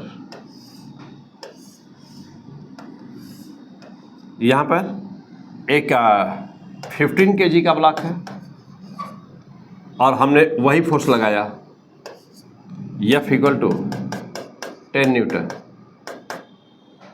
या वही फोर्स लगाया बेटा, बल्कि यहाँ पर थोड़ा ब्लॉक और छोटा कर दें और यहाँ पे मान लो बेटा कि 2 kg का ब्लॉक है ना। अब ये है, अच्छा मान लो बेटा कि यहाँ पर म्यू की वैल्यू हमने दे दिया आपको 0.5, यहाँ पर भी हमने दे दिया म्यू बराबर 0.5। ओके, सपोज करिए, यानी कि दोनों ब्लॉक एक ही है, बस अंतर ये हम समझाना चाह रहे हैं बेटा कि एक छोटा है एक बड़ा है, यानी कि एक ही कॉन्टैक्ट एरिया स्मॉल है। तो बेटा यहाँ पर एक ही कॉन्टैक्ट एरिया स्मॉल है, यानी कॉन्टैक्ट सरफेस ना स्मॉलर। यहाँ पर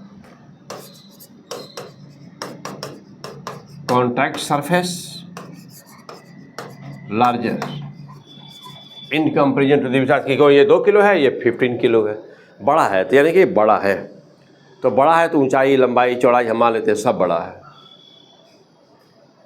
ठीक, यह भी हो सकता है कि उतना ही रहे, ऊंचाई खाली बढ़ा दे और कॉन्टैक्ट सरफेस उतना ही रहे, it may be also possible. तो आइए हम ऐसा डिस्कस करते हैं बेटा कि ये जो कहा जाता है कि कॉन्टैक्ट सरफेस पर वह डिपेंड नहीं करता, इसका क्या सेंस है। चलो अब जरा देखना बेटा, यहाँ पर मैं कहूँ कि फ्रिक्शन कोएफिशिएंट और सरफेस, देखो ब्लॉक एक ही है, वही एक ही चीज़, ये 2 kg का है, एक 15 kg का है। तो यहाँ सरफेस एरिया, यहाँ पर सरफेस एरिया मैं कहूँ यहाँ पर A1 है और यहाँ पर A2 है, तो A2 ग्रेटर देन A1 है, साफ दिख रहा है, साफ दिख रहा है। चलिए अब देखो बेटा, लेकिन सवाल यहाँ पर यह है कि यह जो फ्रिक्शन कोएफिशिएंट है म्यू, तो लेकिन म्यू क्यों दोनों में एक ही लिखा गया, म्यू बराबर 0.5 यहाँ पर है और म्यू बराबर 0.5 यहाँ पर भी है, तो क्या हम यहाँ डिफरेंट कर सकते हैं इसको? हम यहाँ पर क्या कहें, 0.5 पे ही लिखें? हाँ बेटा बोलो जल्दी, अब यही बात यहाँ पर सीखना बेटा। यहाँ पर हम म्यू का मान लिखे पहले कितना, हमने तो 0.5 लिख दिया था। आप किससे सहमत है कि वह 0.5 ही होगा या कोई 0.5 से ज़्यादा होगा? क्योंकि वो बड़ा बड़ा है, वह इससे 7.7 टाइम्स ज़्यादा है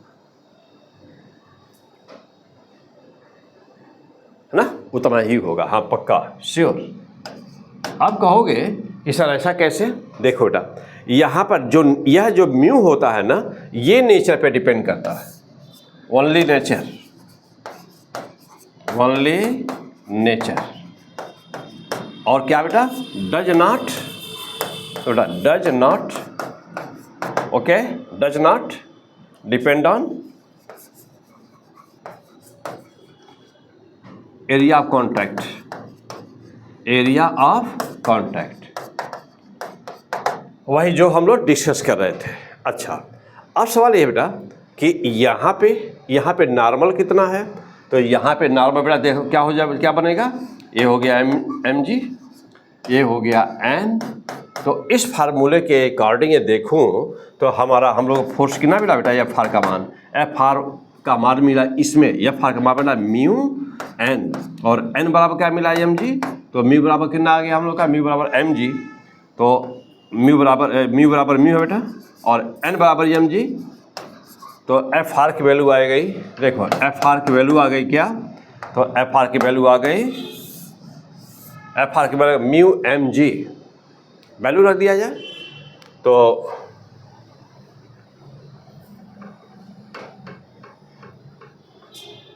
थोड़ा तो वैल्यू रख दें, तो एफ आर म्यू की वैल्यू कितनी हो गई 0.5, एम की value perhaps 2 kg, G was 10, therefore what will be the answer?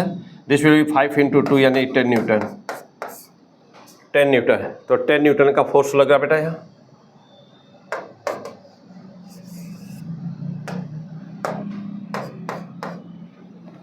Ten Newton का फोर्स लगा।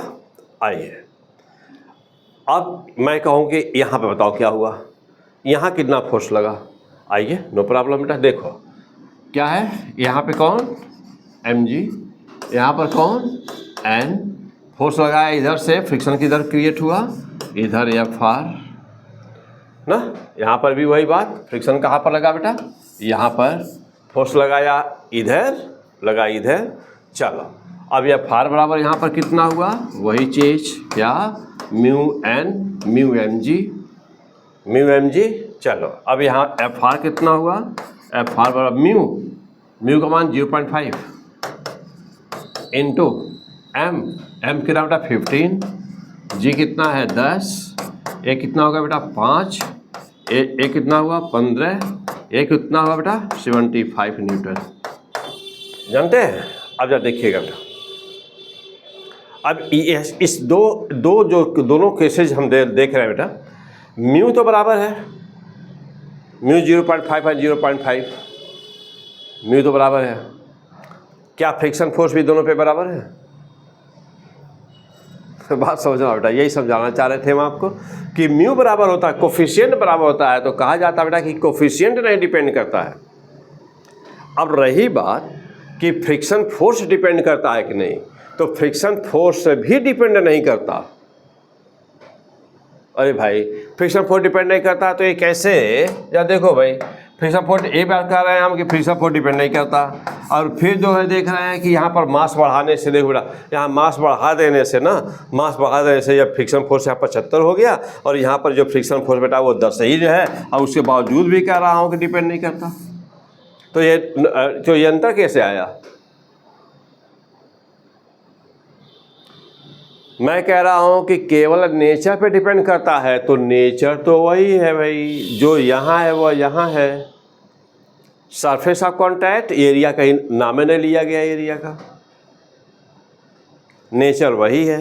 लेकिन फ्रिक्शन फोर्स, अब देखो नेचर वही है, नेचर का मतलब म्यू का मान, फ्रिक्शन कोफिशिएंट, तो फ्रिक्शन कोफिशिएंट 0.5 ही लिया, 0.5 ही लिया, ये लेना ही है, दोनों में बराबर ही होंगे। जब तक ये वस्तु नहीं बदलेगी तब तक म्यू का मान नहीं बदलेगा,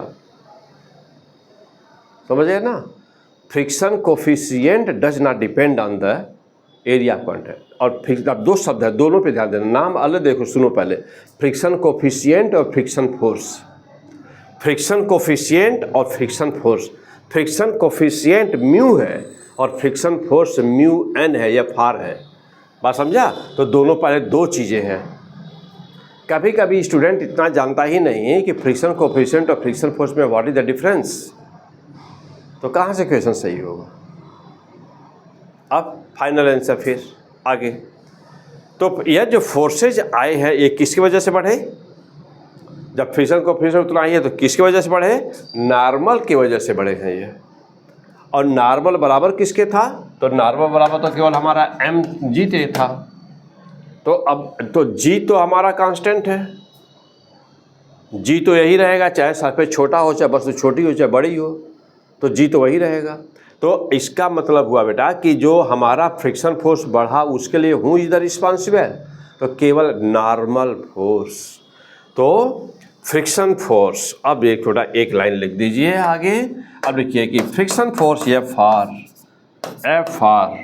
ना, फॉर एफ आर, तो ऐसे लिखो ना कि फॉर फ्रिक्शन फोर्स, ऐसे कर दीजिए, सेंटेंस बना दे एक कि for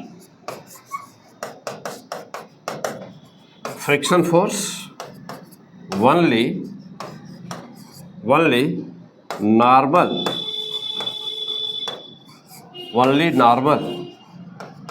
force is responsible, only normal force is the responsible, केवल नॉर्मल फोर्स रिस्पॉन्सिबल होती है बेटा। अब वस्तु का नेचर चाहे वही रहे, यदि वस्तु का नेचर वही है तो म्यू का मान वही रहेगा।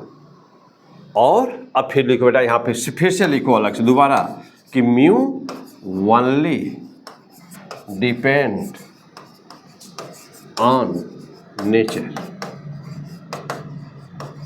Of both surfaces. बात समझा बेटा? अब फिर लिखो एफ आर बेटा डिपेंड ऑन किस पर?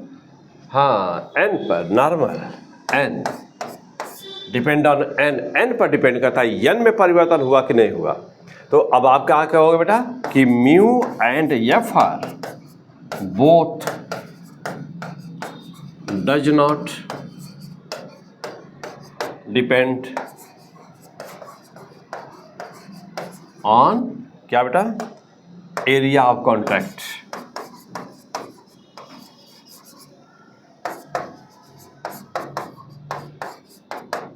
एरिया ऑफ कॉन्टैक्ट की वजह से फोर्स नहीं बढ़ा है, मास की वजह से बढ़ा है। मास ज़्यादा तो फ्रिक्शन फोर्स ज़्यादा हुआ है ना, सामने है।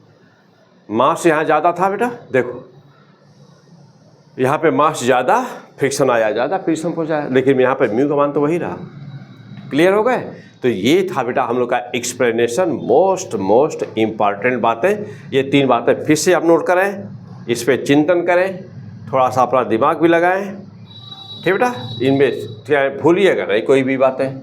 डायग्राम अच्छे से बना होगा आपका, ये लाइन, ये लाइन, ये लाइन, फिर अच्छी तरह से क्लियर हो ले सब।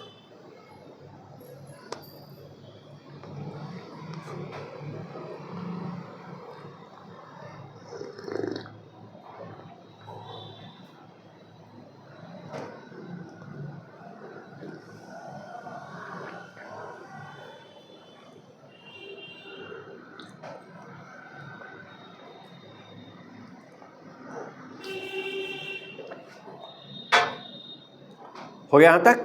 आगे बढ़ा जाए, चलिए। और अब हम लोग बेटा इसके आगे चलते हैं। अब है हम लोग का पॉइंट कि जो ये फ्रिक्शन फोर्स प्रॉपर्टी देखा हम लोगों ने, फ्रिक्शन फोर्स का ओरिजिन कैसे होता है, कैसे प्रोड्यूस होता है, किन बातों पे डिपेंड करता है, इसका नेचर क्या, ये सब हो गया। अब चलते हैं बेटा कि फ्रिक्शन फोर्स होता कितने टाइप का है। तो बहुत ही गजब के सारे न्यूमेरिकल्स में यहाँ पे कराऊंगा बेटा। यदि आपको सभी मतलब पूरा वीडियो अच्छी तरह से, 1 या 2 वीडियो में फ्रिक्शन मत होगा, ये 1 वीडियो तो हो गया, 2 वीडियो आएगा, क्योंकि यदि 2 नहीं बनाऊंगा तो न्यूमेरिकल कम पड़ जाएगा। तो हर टाइप का न्यूमेरिकल देने के लिए आपको बेटा कम से कम मैक्सिमम वीडियो कितना होगा, 2, बहुत ज़्यादा लंबा हो जाए तो भी नहीं ठीक है, तो आपको देखने में असुविधा होगी। तो उससे बेटा ये बेटा मैं पार्ट कर देता हूँ। तो ये वीडियो लगभग 2 घंटे का होगा, कोशिश करूँगा 2 घंटे बनाने का। तो 2 घंटे में जहाँ तक हो पाएगा, इसके बाद में अगला वीडियो में सब न्यूमेरिकल आएगा। यहाँ पर भी अभी देखा जाए कि न्यूमेरिकल हो पाते हैं। चलो बेटा देखते हैं, आए। और अब हम लोग चलते बेटा कि अब types of the friction force. Yes, right the point. Types of friction, types of friction force. अब इसको समझने के लिए हम लोग प्रैक्टिकल करके देखते हैं। चलिए, मान बेटा कि एक कोई वस्तु है, एक कोई वस्तु है और हम लोग इस पर एक फोर्स लगाए हैं F बराबर कितना लगाए बेटा, कुछ लगाए हैं ना। इसका नाम रख दिया जाए FA। इसका मास है mg। अब तो क्लियर है बेटा mg कहाँ पर है, n कहाँ पर है, ये सब क्लियर है। और नॉर्मल किधर होगा, और नॉर्मल किधर होगा बेटा भी क्लियर हो। FR कहाँ पर होगा, now you are 100% clear that what will be direction of FR। आप ये भी क्लियर बेटा कि FR की वैल्यू कितनी होगी, आप वो भी सब जानते हो। अब इसी डायग्राम को आप देख करके बताइए, हम एक चार्ट बना रहे हैं और आप उसको बताइएगा। हम लोग का हेडिंग है types of the friction force. तो हम इस बात को समझाने के लिए हम चलते हैं प्रैक्टिकल कराने आपको। चलिए इसको देख के बताइएगा। जब FA बराबर हमने लगाया, ये FA का मान है और यहाँ पर हम लोग लिखते हैं FR कितना है। FR की लिस्ट इसके नीचे लिखेंगे। चलिए अब दो पार्ट कर देते बेटा। हाँ, अभी FA आपके सामने है, FR भी आपके सामने है। चलो बेटा, हमने FA लगाया 2 न्यूटन, नहीं पहले अभी 2 न्यूटन नहीं, हमने कुछ नहीं लगाया। FA बराबर 0 है, बोलिए FR बराबर क्या होगा? अभी कोई फोर्स नहीं लगाया हो।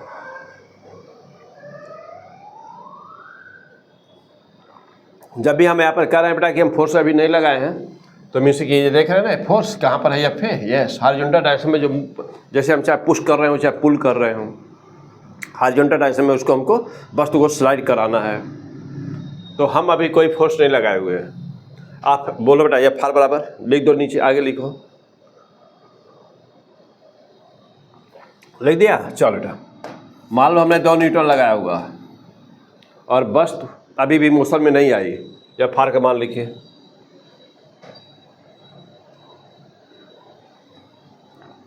लिख दिया? आइए, FA हमने कुछ नहीं लगाया, तो जब अभी देखा है आपने, जब हमने फोर्स को लगाया ही नहीं तो वहाँ तो मोशन की कोई टेंडेंसी ही नहीं है, तो फ्रिक्शन कहाँ से क्रिएट होगा? तो FR का मान 0 था पहले। दूसरे केस में भी 2 न्यूटन पे हिल डुल भी नहीं रहा है, कोई मोशन नहीं है, बस तो अभी भी रेस्ट में है। तब जितना तुम लगाते हो ना, बहुत अच्छा है कि जितना हम लगाते हैं उतने ही फोर्स, उतने ही इंटरमॉलिक्यूलर फोर्स से वो अपोज करना शुरू कर देता है। 2 लगाएंगे ना तो इजेटरी 2 से ही करेगा अपोज। तो अब ये फ्रिक्शन भी कितना आ गया बेटा? 2 न्यूटन। बस तो अभी भी किस में है? अभी भी स्टिल इन द रेस्ट, अभी भी रेस्ट में है। चलो बेटा, अब ना हमने क्या किया, थोड़ा और बढ़ा दिया, हमने 4 न्यूटन लगा दिया। बड़ी खासियत अच्छी है, देख रहे हो? अभी भी वो 4 न्यूटन से ही विरोध कर रहा है, अभी भी बस रेस्ट में ही बनी हुई है। थोड़ा और बढ़ा दें। हम चाहते हैं ब्लॉक को सरकाना, धक्का देना, चाहे खींच रहे हो चाहे पुशिंग और पुलिंग, दोनों में कोई भी ले लो एक। तो चाहे पुश कर रहे हैं चाहे पुल कर रहे हैं, ये थोड़ा टेस्ट से मस नहीं हो रहा, मेरी हिल डुल नहीं रहा है। चलो बेटा, तो हमने 4 न्यूटन लगाया तो 4 न्यूटन, फिर नहीं अभी भी नहीं कुछ हुआ तो 10 न्यूटन लगा दिए, अभी भी ये 10 न्यूटन। जितना हम बढ़ाते जा रहे हैं वो भी अपना बढ़ाता जा रहा है। अभी भी बॉडी किस में है बेटा? अभी भी स्टिल इन द रेस्ट। चलो भाई, अब हम 20 न्यूटन लगा रहे हैं, अभी भी देख रहे हैं बेटा कि कुछ भी नहीं हो रहा है, जितना हम बढ़ाते जाए उतना ही बढ़ता जा रहा है। अब नहीं खिसक रहा है, हमने क्या किया, और पूरी मेहनत किया। अब हमने लगा दिया बेटा सीधे 50 न्यूटन, अब ये भी हो गया 50 न्यूटन। 50 से विरोध कर रहा है, लेकिन एक बात अब दिखी हमको कि जब हमने 50 लगाया या 40 लगाते हैं, कुछ भी कोई भी यार कोई वैल्यू ले लो, तो 50 न्यूटन हम लगाए तो हमें देखे कि अब वो हिल डुल रहा हुआ, सब लग रहा है कि बस अब मूव कर जाएगा, सरक जाएगा, अब मूव कर जाएगा इतने फोर्स पर। हाँ, समझ रहे हैं? अब लग रहा है कि इतने फोर्स पर इतना लगाया हमने, अब लगा कि अब वो मूव कर जाएगा। तो अब जो लगा कि मूव कर जाएगा, इसका मतलब अब यहाँ पर लिख दूँ कि ना just about to move, just about to move, just about to move, यानी बस अब तुरंत थोड़ा सा 0.1 भी बढ़ा दे मोशन में आ जाएगा। तो जस्ट अबाउट टू मूव यानी हिंदी में लिख दे बेटा क्या? हिल डुल रहा है। हाँ बेटा, हिल डुल रहा है। देखो हिंदी में ऐसे लिखा जाता है हिल डुल रहा है। हाँ, क्योंकि अभी मैं साउथ इंडिया में पढ़ाता था बेटा, विजयवाड़ा में। तो विजयवाड़ा में सामने हमारे क्लास में बैठे होते थे, हो सकता है इसमें कोई बच्चा देख रहा हो तो कमेंट में बताएगा। तो हमारा यदि कोई स्टूडेंट आंध्र प्रदेश का होगा तो बताएगा, मुझे श्योर बताएगा। बहुत सारे बच्चे हमारे सब्सक्राइब किए वो चैनल वहाँ देखते रहते हैं, तो कौन देखा बेटा ज़रूर बताना। तो हम अपनी क्लास से पूछते थे अपने सामने बच्चों से कि कैसे हो, क्या हाल चाल है, कैसे हो। They don't know means a single word of the Hindi, एक शब्द उनको हिंदी नहीं आते। बहुत अपने बैचेज में अपने सामने बच्चों से पूछता था हिंदी में कुछ भी बोल दीजिए, उनको बिल्कुल ही नहीं पता। उनको क्या जानते, दो language Andhra Telugu and English. Okay, तो मैं यहाँ पे आपको तेलुगु में पढ़ा के बताता हूँ कि आइपोइंदा मतलब ये हुआ बेटा, वहाँ बोलते थे कि आइपोइंदा, बड़ा अच्छा लगता था। तो वहाँ पे क्या कि आइपोइंदा यानी समझ में आया, तो उधर से बच्चों का रिस्पांस आता है कि यस सर आइपोइंदी। तो आइपोइंदी, हाँ समझे, आप आगे बढ़े। आइपोइंदी हम बोलते थे आइपोइंदा एवरीवन, तो हमको तेलुगु तो आता नहीं, एक शब्द सीखे थे बच्चों से ही, क्या आइपोइंदा। तो आइपोइंदा मीन्स समझे, आइपोइंदा एवरीवन। तो अब बच्चों को आधा इंग्लिश आधा तेलुगु, तो बच्चों को बड़ा हंसी आती थी, बड़ा अच्छा लगता था। तो फिलहाल एवरीवन आइपोइंदा ही है, चलो बेटा आओ। तो वही मैं कह रहा हूँ कि हिल रहा हूँ, तो अब जो वहाँ का बच्चा भी होगा तो ये समझ रहा है ये क्या लिखा हुआ है, वो इतना भी नहीं जानते लोग। तो वहाँ जानते भी होंगे कुछ लोग, लेकिन मैक्सिमम हमने देखा कि मीन्स क्लास में कोई हमको मिला नहीं, किसी भी क्लास में ना, किसी भी क्लास में हमको कोई नहीं मिला। 3 क्लासें पर डे हमारी लगती थी बेटा, और मॉर्निंग हर क्लास से 2 घंटे की होती हैं। वहाँ का शेड्यूल जो है वो 2 घंटे का होता है, एक क्लास 2 घंटे की होती है। 3 क्लासेज एक टीचर को लेनी होती हैं, 6 घंटे क्लास, मतलब 6 आवर्स कंटिन्यू क्लासेस। और उसके बाद में फिर उसी बैच में जाना होता है इवनिंग में, फिर उसके बाद इवनिंग में जाना होता है, यानी कि उनके जो भी डाउट्स वगैरह होते हैं, 1-1 घंटे की तब क्लास होती है। यानी कि एक बैच को एक दिन में एक सब्जेक्ट 3 घंटे पढ़ाया जाता है। यानी कि एक टीचर 3 घंटे पढ़ाता है, एक टीचर 3 बैच पढ़ाता है, यानी कि ये टीचर 9 घंटे पढ़ाता है।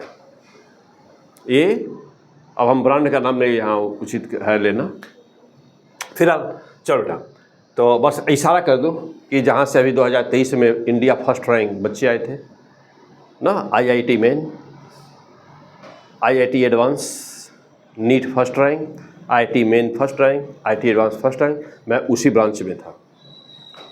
तो फिलहाल चलो बेटा, तो 50 न्यूटन अभी भी, अब क्या हो रहा है, जस्ट अबाउट टू मूव, हिल डुल रहा है।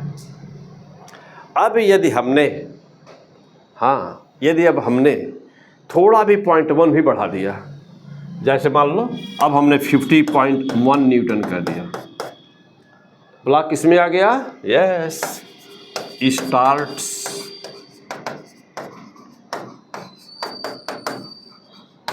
स्टार्ट्स मोशन, अब वो मोशन में आ गया बेटा। तो this is the overall concept.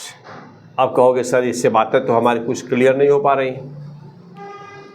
बातें तो क्लियर नहीं हो रही हैं, इससे कैसे पता चलेगा कितने टाइप के फोर्सेज है, फ्रिक्शन फोर्स है। तो बहुत आसान बेटा, इसलिए तो मैं एग्जाम्पल लिया हूँ। अब चलो देखो बेटा, जिस वस्तु को हम लोग मूव कराने की कोशिश कर रहे हैं, तो उस पर हम लोग कितना फोर्स लगाए हैं, कैसे, पहले 0 लगा के, पहले कुछ लगाया ही नहीं था तो रिजल्ट देखा, पहले कुछ लगाया ही नहीं था तो रिजल्ट देखा, अब मैं 2 लगाया हूँ तो रिजल्ट देखा, 4 न्यूटन लगाया हूँ तब रिजल्ट देखा, 10 न्यूटन लगा कर भी रिजल्ट चेक किया, 20 लगाया तब भी देखा, 50 लगाया तब भी देखा, तो ये मिला हम लोगों को। अच्छा, और जब हमने 50.1 किया तो देखा बेटा 50.1 पे मोशन स्टार्ट हो गया, यानी कि अवस्था वस्तु की तब बदली जब हम 50 न्यूटन लगा रहे हैं। और अब जब ध्यान देना बेटा थोड़ा सा, यहाँ पे यहाँ से लेकर यहाँ तक, कहाँ तक, यहाँ तक, यहाँ से लेकर यहाँ तक वस्तु किस अवस्था में थी, वस्तु किस अवस्था में थी, अरे भाई रेस्ट में थी। देखिए यहाँ से लेकर बेटा, यहाँ से लेकर, यहाँ से ये वाला, यहाँ से लेकर यहाँ तक वस्तु किस में है, रेस्ट में है ना, रेस्ट में है। तो जब तक वस्तु रेस्ट में थी तब तक जो फ्रिक्शन फोर्स होता है बेटा, पहला टाइप हो गया, टाइप्स। नंबर 1 उसको कहते हैं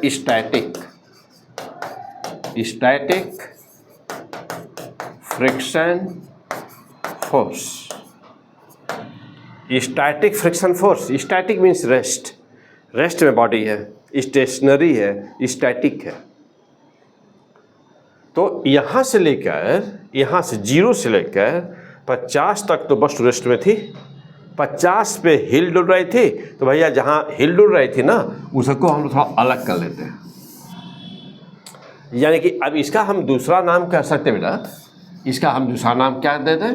इसका दूसरा नाम हो गया maximum value of static friction force. तो ये क्या हो गया? Maximum value of the static friction force हो गया। अच्छा, अब उसके बाद भी क्या हुआ है क्या कुछ? हाँ, इसके बाद स्टार्ट मोशन, बॉडी तो मोशन में आ गई। अब स्टैटिक तो रहा नहीं, अब बॉडी मोशन में आ चुकी है।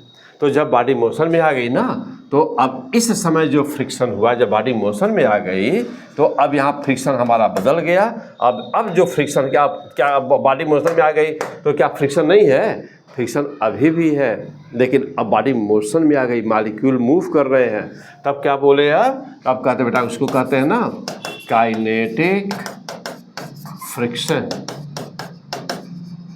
या इसी का नाम बेटा dynamic friction, dynamic frictional force.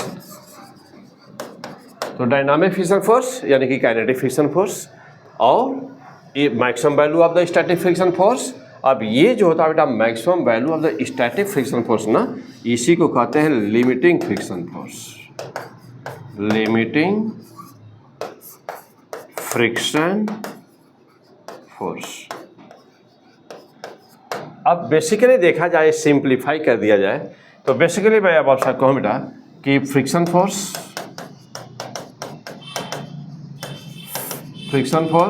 कितना टाइप? 2 टाइप। कौन कौन? नंबर 1 स्टैटिक फ्रिक्शन फोर्स, दूसरा कौन बेटा? दूसरा काइनेटिक फ्रिक्शन फोर्स। अब स्टैटिक को कैसे रिप्रेजेंट करें? एफ में यस लगा दें, इसमें क्या क्या है बेटा?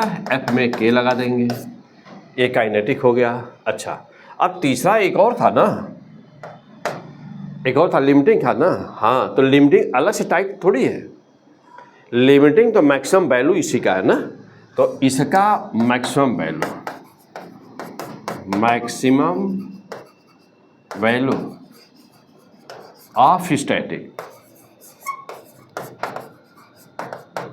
मैक्सिमम वैल्यू ऑफ स्टैटिक मतलब कि ऐसे एफ एस लिखा, यहाँ पे मैक्स लगाया, F S max is called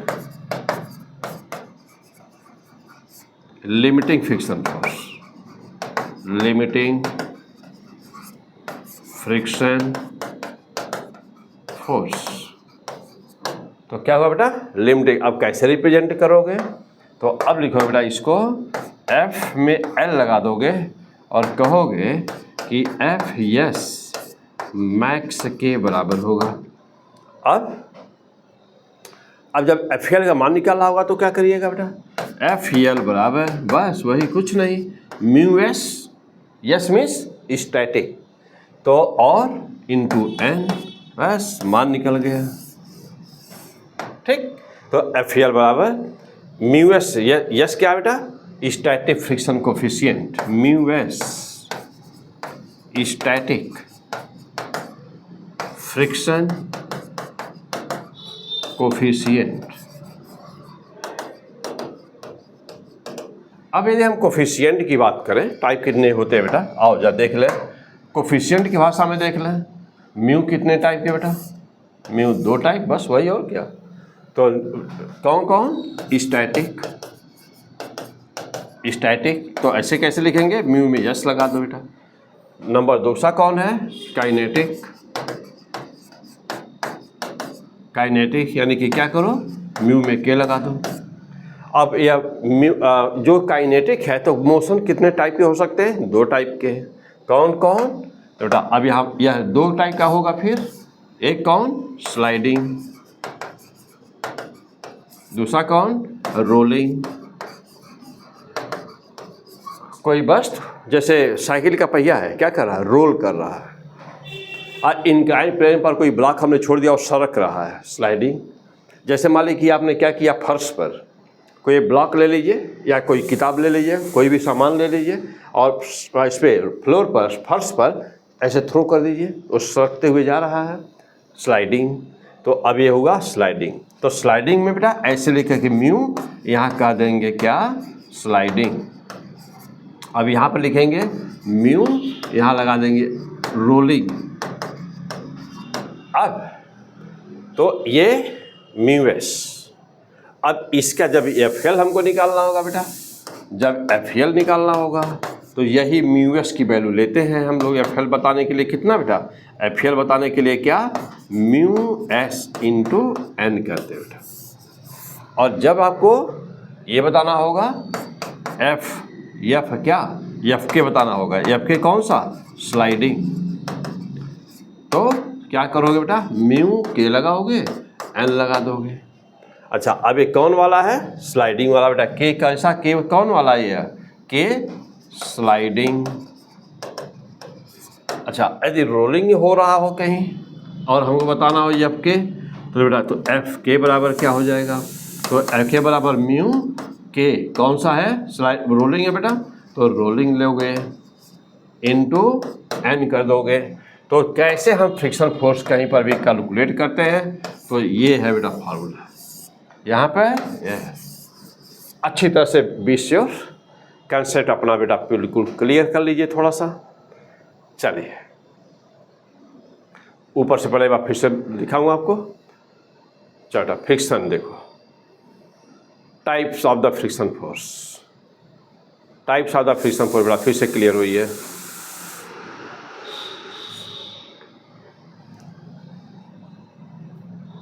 हो गया,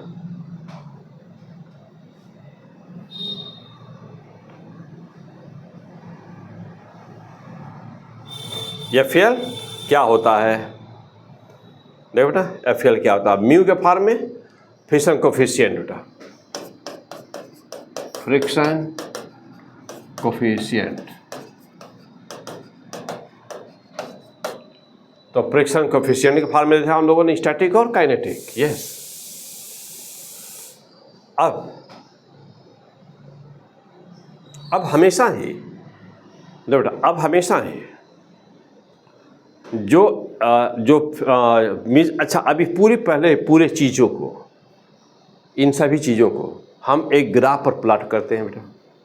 चलो अब एक ग्राफ पे प्लॉट किया जाए, जो बातें अभी हम डिस्कस किए हैं ना, यहाँ से सारी चीज़ें देखिए, यहाँ से कहाँ से आओ देखो, ये सारी चीज़ों को बेटा यहाँ से ऊपर से जहाँ से हम लोग शुरू किए हैं बेटा, यहाँ पे हाँ बेटा, इस यहाँ से इस सारी चीज़ों को एक ग्राफ पे प्लॉट किया जाए, इसको ग्राफ पे दिखाया जाए। चलो आओ, तो हाँ बेटा इधर ले लेते हैं ग्राफ पर। चलो देखना, इन सारी चीज़ों को ग्राफ पर हम लोग बनाने जा रहे हैं अब। तो ग्राफ बिटवीन कर दीजिए बेटा, ग्राफ बिटवीन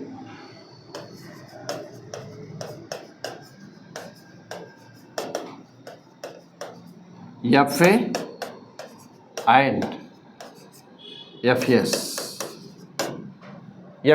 या एफ आर का फ्रिक्शन, चूँकि दोनों उसमें आएंगे, चूँकि उसमें दोनों आएंगे बेटा, तो हम एफ आर कॉमन में बेटा फ्रिक्शन का जब हम लोग कॉमन में लिखना होता है तो एफ आर लिखते हैं बार बार।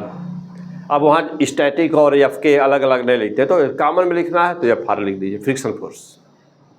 अब आप बाद में की बात है कि रेस्ट में है तब क्या और मोशन में है तब क्या। चलो बेटा, तो अब आइए चल बेटा हम लोग ग्राफ पे चलते हैं ना। तो यहाँ पर हम लोग ले लेते बेटा कि फ्रिक्शन फोर्स, और यहाँ पर ले लेते हैं अप्लाइड फोर्स, मीन्स कि एफ ए अप्लाइड फोर्स, और यहाँ पर ले लिया बेटा friction force F R. Here is the friction force, yes. शुरू में हमने कोई फोर्स नहीं लगाया था। तो शुरू में बेटा आपने कोई फोर्स जब नहीं लगाया था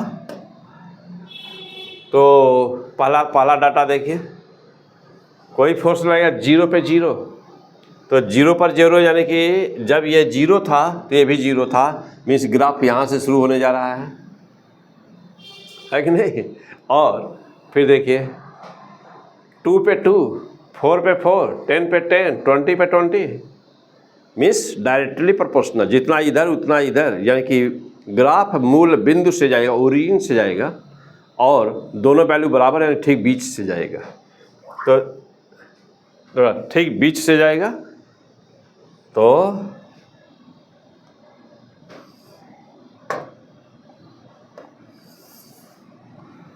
ग्राफ ठीक बीच से जाएगा। और फिर क्या, अब हम कहाँ पहुँचे, यानी कि अब हम लोग पहुँचे बेटा, देखिए जब हम लगाए थे या फिर 2 न्यूटन, तो 2 पर लगाए थे बेटा। जब 2 लगाए थे तो इसका मतलब यहाँ कट किया, ये भी 2 ही था। जब हम लगाए 4 तो ये भी 4 ही था। अब हम लगाए 50 तो ये बेटा ये भी 50 ही था। मीन्स जितना लगाए उतना ही होता है ना बेटा, तो जितना लगाए उतना ही होता है। अब यहाँ हम लगाए मैक्सिमम पे पहुँच गए, हम मैक्सिमम पे पहुँच गए, मीन्स ये है हमारा 50 न्यूटन ना। देखिए 50 पे लगाए थे, 50 पर 50 था, लेकिन हिल डुल रहा था, जस्ट अबाउट टू मूव, यानी कि अब यहाँ पे वस्तु हमारी क्या हो रही है, हिल डुल रही है, just about to move. Then what will happen when the force becomes 50.1, body will comes in the motion. तो body will comes in the motion. अब क्या कर बेटा, दिखाने के लिए यहाँ से तुरंत ना ग्राफ का नीचे थोड़ा सा नीचे झुक जाता है इससे, यानी कि फ्रिक्शन की वैल्यू घट गई। क्यों, बॉडी मोशन में आ गई। क्यों हो गया ऐसा दिखाता हूँ अभी। तो बेटा ग्राफ का नीचे आएगा थोड़ा नीचे, तो थोड़ा सा नीचे हुआ और उसके बाद ना सीधे क्या हुआ, horizontal becomes horizontal. Okay, becomes, now it becomes horizontal. This is the fantastic graph. अब यहाँ से यहाँ तक क्या कह रहा है, डायरेक्टली प्रोपोर्शनल शो कर रहा ना।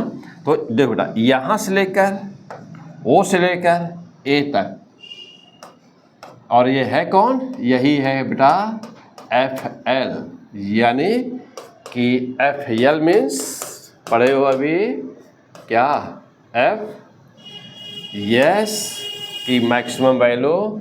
तो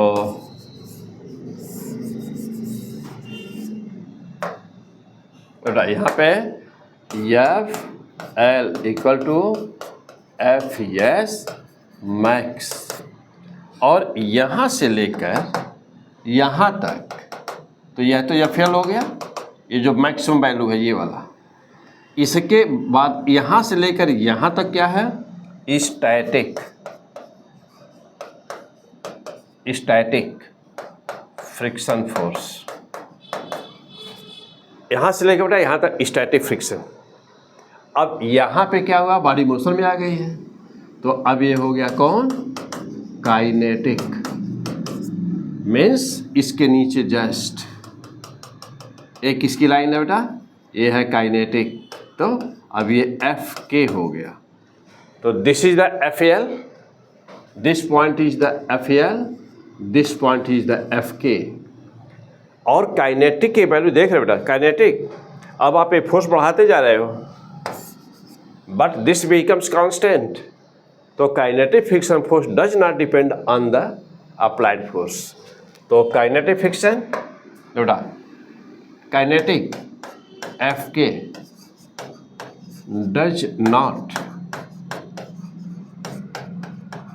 depends on FA velocity acceleration.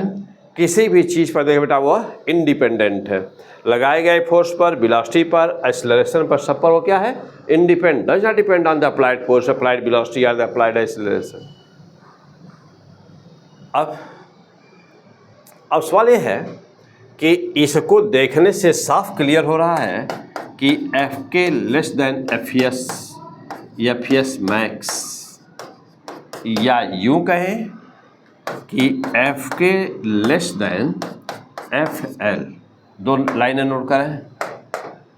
तुरंत ग्राफ कॉपी में अच्छी तरह से बनना है। कॉपी में ग्राफ अच्छी तरह से बना होना चाहिए। आपको यहाँ से क्वेश्चन बार बार पूछता है, ग्राफ बना के यहाँ से कुछ पूछा जाएगा आपसे। हो गया?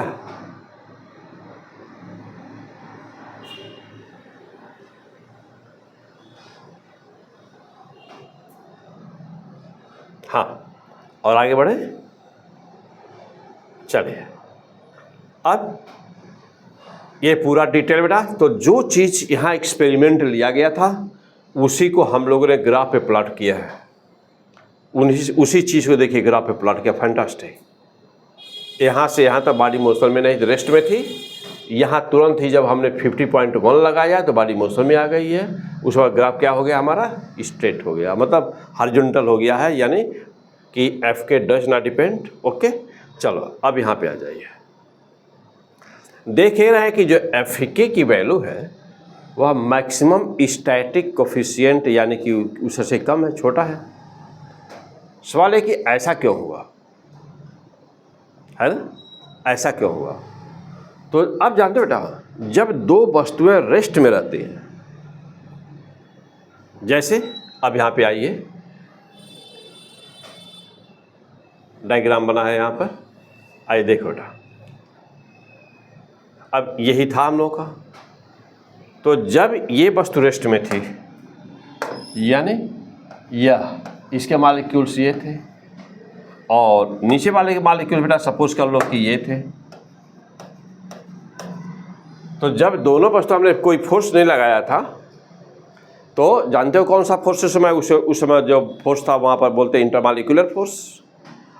इंटरमॉलिक्यूलर फोर्स दे बेटा, ये दूसरे की इंटरलॉकिंग देख रहे हैं ना। जो ही हमने फोर्स लगाया तो वही जो इंटरमॉलिक्यूलर फोर्स था विरोध करना शुरू कर दिया, जिसको हम फ्रिक्शन फोर्स कहते हैं। तो जब दोनों वस्तुएं रेस्ट में थी तो मॉलिक्यूल और मॉलिक्यूल के बीच की जो पकड़ थी, यानी इनके बीच का इंटरलॉकिंग थी, जो जकड़े हुए थे दूसरे को, वो बहुत मजबूत थी। ओके, और ज्यों ही ये मोशन में आया, ज्यों ही ये मोशन स्टार्ट किया, तो अब ये जो मॉलिक्यूल और मॉलिक्यूल ना बेटा, ड्यू टू मोशन होता क्या है कि ड्यू टू मोशन दोनों के बीच मॉलिक्यूल के बीच की इंटरलॉकिंग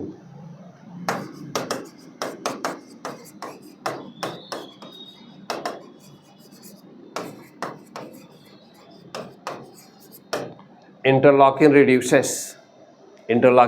रिड्यूस कर जाती है।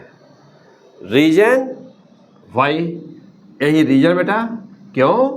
सो एफ के always less than F L and always mu के लेस देन म्यू एस। यही रीजन है कि हमेशा म्यू एस से कम होता है बेटा, म्यू के यानी काइनेटिक फ्रिक्शन कोफिशिएंट, और यह एफ के यानी कि kinetic friction force always less than the limiting friction force, means the maximum value of the static friction force से हमेशा कम होगा। क्लियर? चलिए अब अगला पॉइंट, नेक्स्ट पॉइंट। चल बेटा, अब इसके बाद चलते हैं। अब है हम लोग का बेटा कि ये तो क्लियर हो गया यहाँ तक। हाँ,